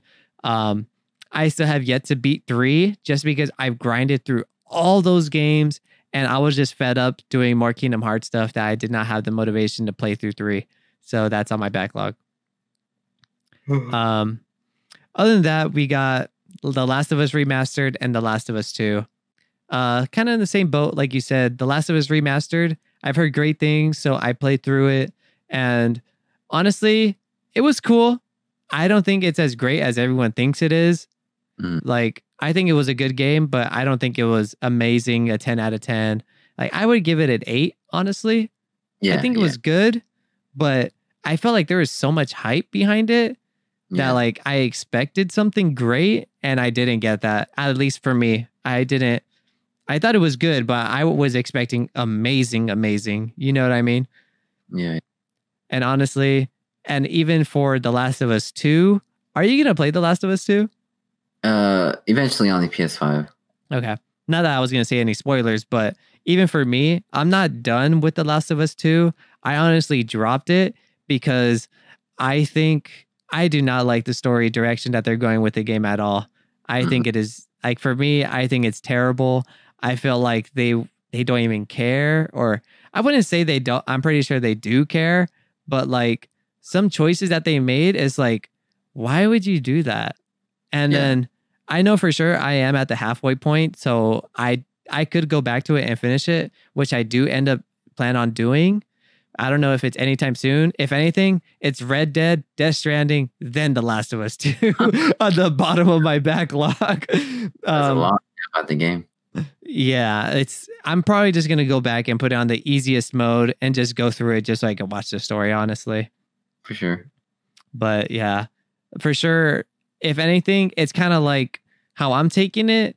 The Last of Us, the first one, is the original, and The Last of Us 2 is Disney's story and how they're writing it. So I'm not going to count it, you know? Yeah. Even though there's no different type of studio creating the game besides Naughty Dog. Other than that, we got Spider-Man from Insomniac Games that came out this gen. Definitely one of my favorites. It probably is my favorite game of the PlayStation 4 era, just because Spider-Man is my favorite character, and it's just a good game, you know. I can't wait for you to play it and experience it. Yeah, the PS5. I can't wait to replay it and experience it remastered and see that new character. Play it like it's the first time again. But other than that, we'll cut more of this down. Pretty much wrapping it up right here with the Uncharted Collection 4 and the Lost Legacy. I'll let you take over just because I know you're the Uncharted expert. Oh man, Uncharted 4. Well, I'm specifically going to talk about Uncharted 4, even Uncharted Collection, because I have the Uncharted Collection 2 on the PS4, but I haven't really played it, all of it. But yeah, Uncharted 4, dude. Oh my god, great story, dude. Great graphics. The gameplay is just top notch, dude. Like, the animation is so smooth. For every movement that you do, Drake, the character, moves like very fluid. You know, almost pretty much realistic. You know, it's just the gunplay in the game is really, really great. Definitely the best third-person shooter I've ever played. It has to be, hands down, has to be Uncharted 4. You know, I've played Gears of War 5 on the One X, and trust me, dude, it compares. I mean, obviously they're both two different separate, you know, gameplays, you know, but I have to say that Uncharted 4 just beats the hell out of most, you know, third person shooters. It's just so damn smooth. And yeah, Uncharted 4, man, like, definitely the best. I'd just say the third or second best, maybe the fourth best game I've played this generation. The Uncharted Collection, I downloaded it. I bought it when it was on sale for $7. I still haven't installed it on my PS4 just because I've ran out of storage on the PS4 it's been like 3 years now since I've downloaded it. I haven't even installed it. Just, I don't have any more space to download it. But yeah, Uncharted Collection, Uncharted 4, The Lost Legacy. I still haven't downloaded it just because I don't know. I just don't want to touch my PS4. You know, I don't use my PS4 at all. I'm waiting for the PS5. But yeah, once I get my hands on the PS5, I'd definitely like to get the DLC for The Lost Legacy. You know, but Uncharted, definitely a great game, a great series. I highly recommend it. Nice. Yeah, definitely can't wait to play that on PS5. I have never played Uncharted. Like I said before, I played a little bit of the first one, but not more than that. Other than that, I think some big games to mention, Until Dawn and Rocket League and Fall Guys, are pretty big hitters for PlayStation Plus since they were free at one point. I Yeah. know Rocket League and Fall Guys launched on PlayStation Plus. Until Dawn just came for free a little bit, I think a couple of months after it released. But those were game changers, especially Until Dawn. It got a lot of people into like horror, cinematic, choice making games, especially for the series it made, Little Hope series, I believe, the studio. Yeah. And Rocket League, look how big Rocket League is now, ever since, because it launched on PlayStation 4 as a free game. For how big it is now, it's so crazy. They even have esports competitions with Rocket League. Like, that's nuts to me. Mm-hmm. Especially like Fall Guys too. Fall Guys is so big because it was free on PlayStation Plus. I mean, it launched on PC also, but still, I'm pretty sure there was not a bigger fan base than there is on PC than PS4. But I'm pretty sure if when PS4 players found out you could play on PC, I'm pretty sure they paid $20 on PC to play on there. Yeah, definitely. And the last game on the list is PT, pretty much, even though it's a demo and it was a PS4 exclusive. But we all know how we feel about that. Yeah, a great game, man. Honestly, like, fuck, man. That demo, just to this day, I still play it. You know, I play it once in a while just to hear like the audio. I'll have my earphones connected to the PS4 controller, and I'll just listen to like the audio, like the scratching noise sounds that Lisa, the ghost, makes in the game when she's not present. You'll hear like scratching noises like on the walls. It's just fantastic, dude. Like, as a matter of fact, I think I'm gonna play it right now after we're done with the podcast. But damn, that game was just great, dude. And honestly, like, it's a shame that we never got to see Silent Hills come to life, you know? Yeah, definitely a bummer. So pretty much our last question. We don't have any community questions or anything. Just to wrap this all up, what was your favorite game of this generation? And I'll ask you the second question after. Go on. What was your favorite game? My favorite game? Fuck, dude. Like, it's between Uncharted 4, Resident Evil 2 Remake, Doom, and what was the other game? Arkham Knight, I think. But that's I only say Uncharted 4 and Arkham Knight just because at the time I was going like through some shit, you know. So that those games kind of like made me just comfortable. I don't know, but I will say Resident Evil 2 Remake just because that the immersion that game gives you when you play it on the highest difficulty is just fucking crazy, stressful, scary, dude. Especially on my first playthrough, dude. Like, when I didn't know much about Mr. X, before the memes, you know, and stuff like that. Like, Mr. X was scary as fuck, dude, on the hardest difficulty. Like, so hands down, dude, the best game, Resident Evil 2 Remake. I'll never forget the immersion, dude. I've never had any game stress me the fuck out, dude. I remember I would come to work, home from work, and I wanted to play the game, but I didn't want to play it at the same time. I'd be like, fuck, I don't want to play the game, you know, I'm scared to play it. But yeah, hands down, Resident Evil 2, my favorite game this gen. What about you? For me, I think my favorite game of the generation was, honestly, like, out of everything, especially for PS4 or Nintendo Switch or PC, I gotta say God of War, dude. Like, I can't wait for you to play it. And just because we've had 1, 2, and 3 on PS3, well, we had 1 and 2 on PS2, then we got 3 on PS3, and we had like all those side stuff. Just to see God of War back and it's redesigned, reimagined, and everything. The story it tells and how it goes and what's to come.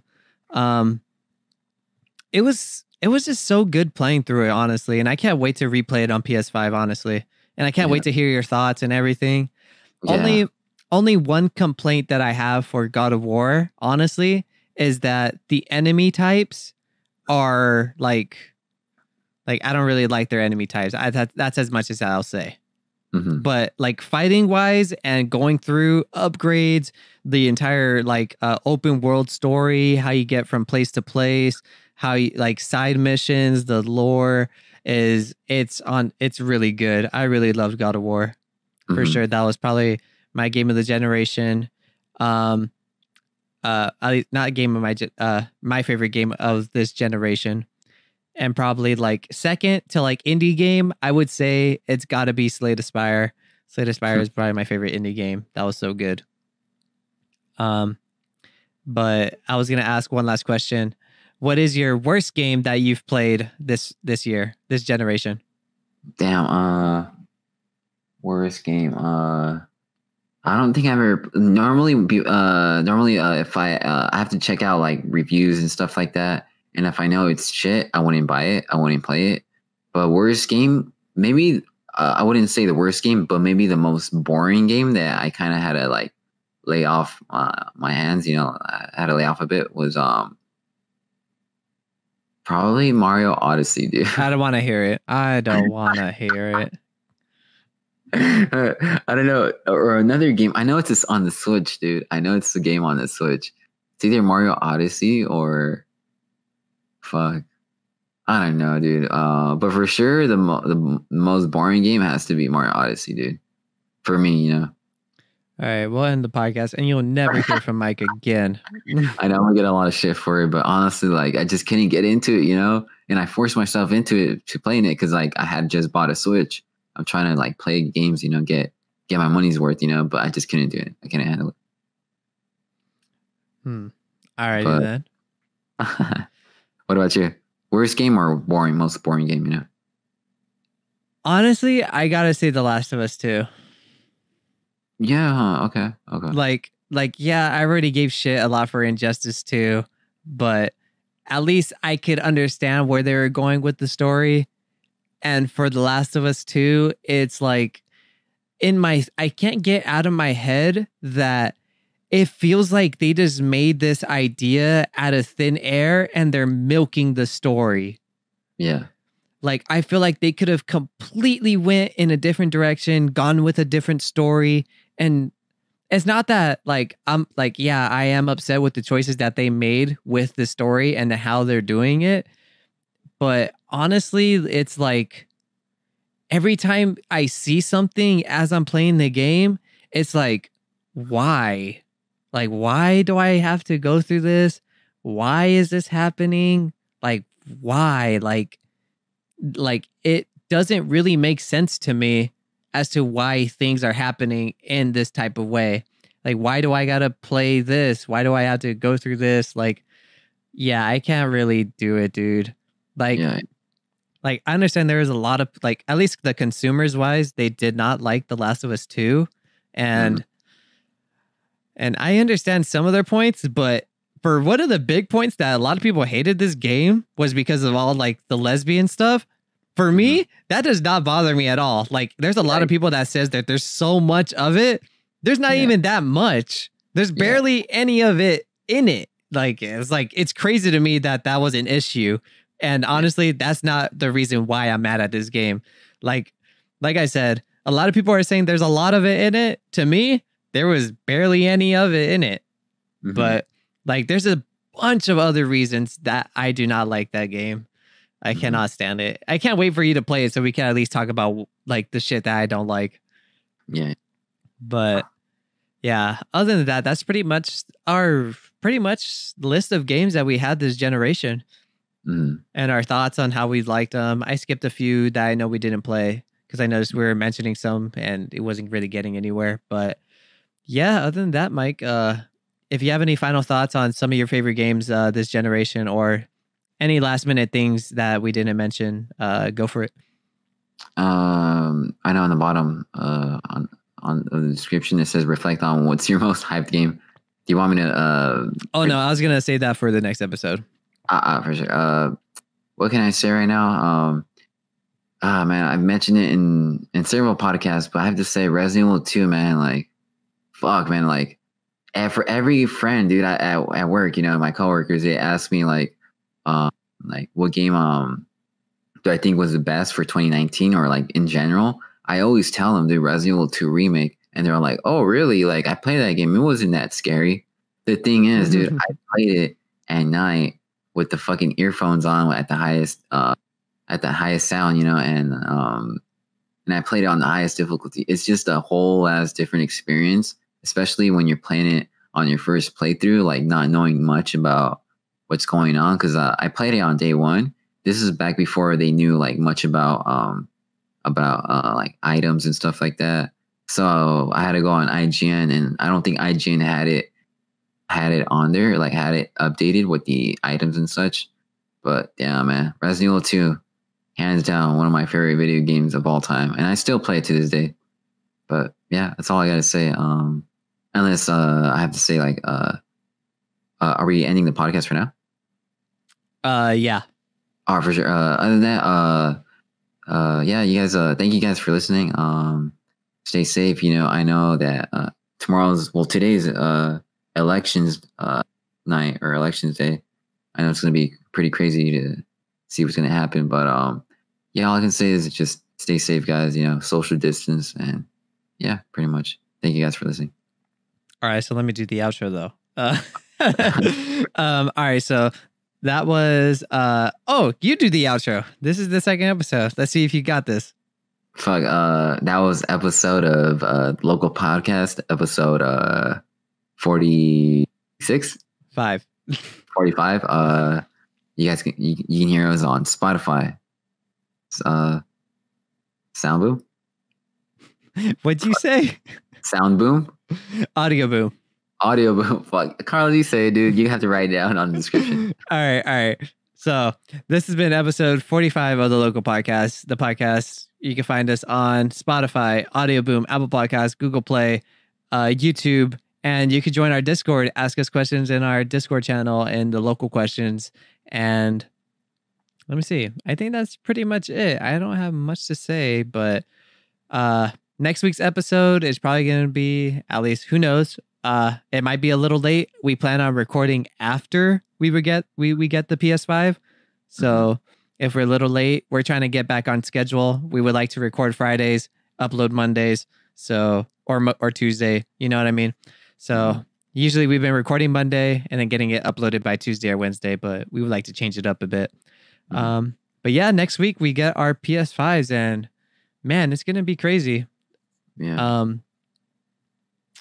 Damn, I forgot to mention this at the beginning of the podcast, but we mentioned talking about how pre-orders will go. We just got confirmation from Best Buy saying that they are not doing midnight release either. Kind of weird to mention the news after our main topic, but hey, yeah, Best Buy is not doing midnight releases. They are doing early morning release on the 12th. Earliest that they're doing it is 6 a.m, but you have to make a reservation to pick it up. It's pretty interesting because it kind of bums me out. It's understandable though with COVID and everything, but because they close at least the Best Buy in our area, they close at 9 o'clock exactly. And that's when everyone in our area is getting the PS5s. So I kind of wish they would stay 4 hours later instead of opening up 4 hours earlier. You know what I mean? Yeah. So when they close at 9 o'clock, they just have, or even like this, sorry. My GameStop also said that they're not doing a midnight release, that they're just going to release it in the morning. Like, why not just have midnight release, but curbside pickup, where everyone waits in their car in the parking lot, and then you just all get in a single file line in your car, give them your receipt, they go get your stuff, they bring it to you, and boom, you're done. Like, I feel like that's the safest social distancing midnight release I've heard. That's true, but you also have to keep in mind that some crazy ass dude will just rob the shit out of the employee outside, giving it to you. You know what I mean? True. That's a capability. Because I know I would rob. No, I'm kidding. But yeah, I thought that was worth mentioning that GameStop is not. I mean, Best Buy is not doing midnight release, or at least ours isn't. I know a couple of other people I have seen on Twitter saying that they got emails too, that they have to reserve it early in the morning if they wanted to. But yeah, our GameStop said that they're not doing it. They're still not sure. That's a guy's general idea. but I went to another GameStop right after that GameStop and asked them how they're doing it. And he was like, honestly, we most likely are going to do a midnight release since it's only like 15 consoles. So there's not that many of you guys getting one. So for sure, I believe that we're going to do it. So at least I hope the GameStop where I pre-ordered mine does a midnight release, because that's also true. There's only 10 of us that got one. You know what I mean? Really? There's not that many people.